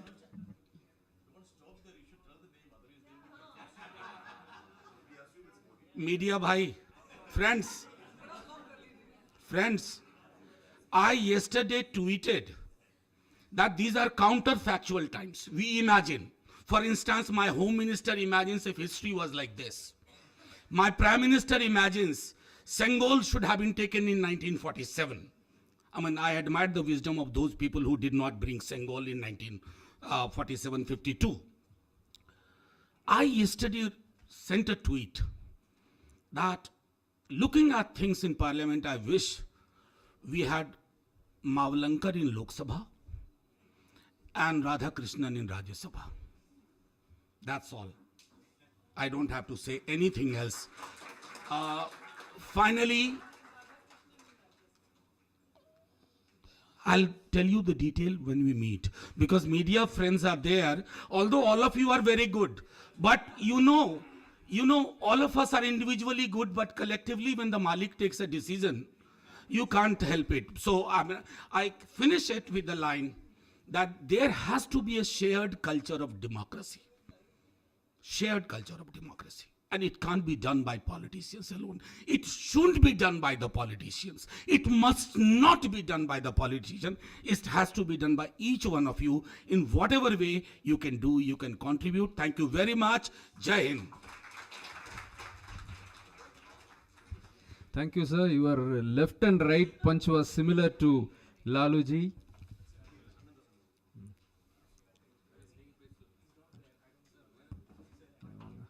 I request our secretary for thanks.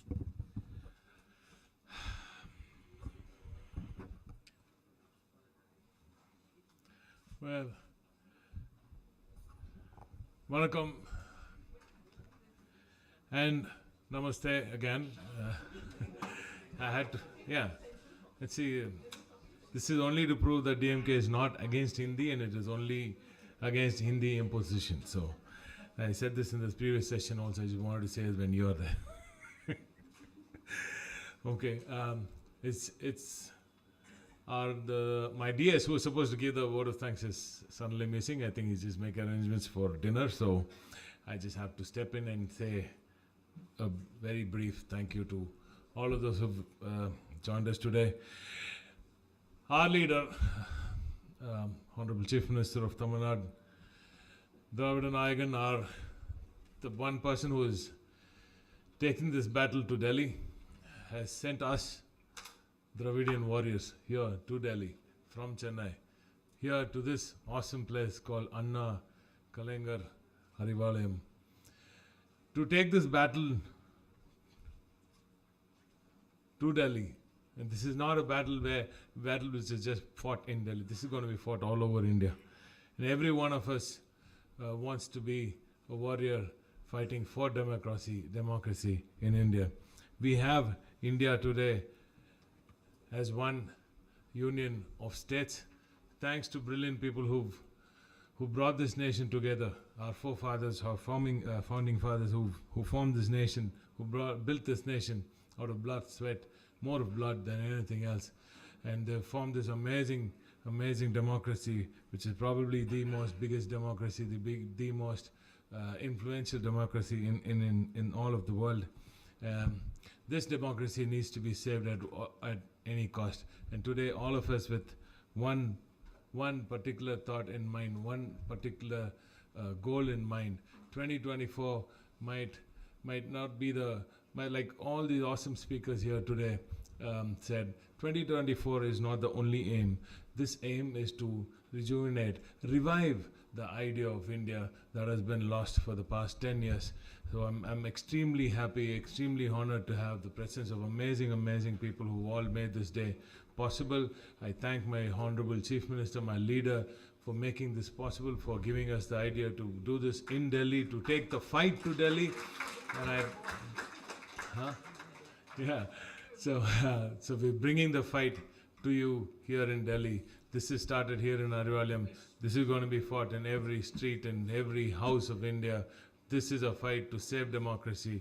Thanks to all the lovely people who've joined us here, all the eminent people on stage here, all the lovely MPs who've made this possible, and thanks to my beloved my members of the DMK IT wing, who just appeared. Where you go? Members of the DMK IT wing who pulled this off today in very short notice. We were supposed to do this next week. We had to do this week because of the things that are going to happen next week. So thank you for all the time that you've spent here. Thanks a lot, ladies and gentlemen. Jai Hind. Jai Hind.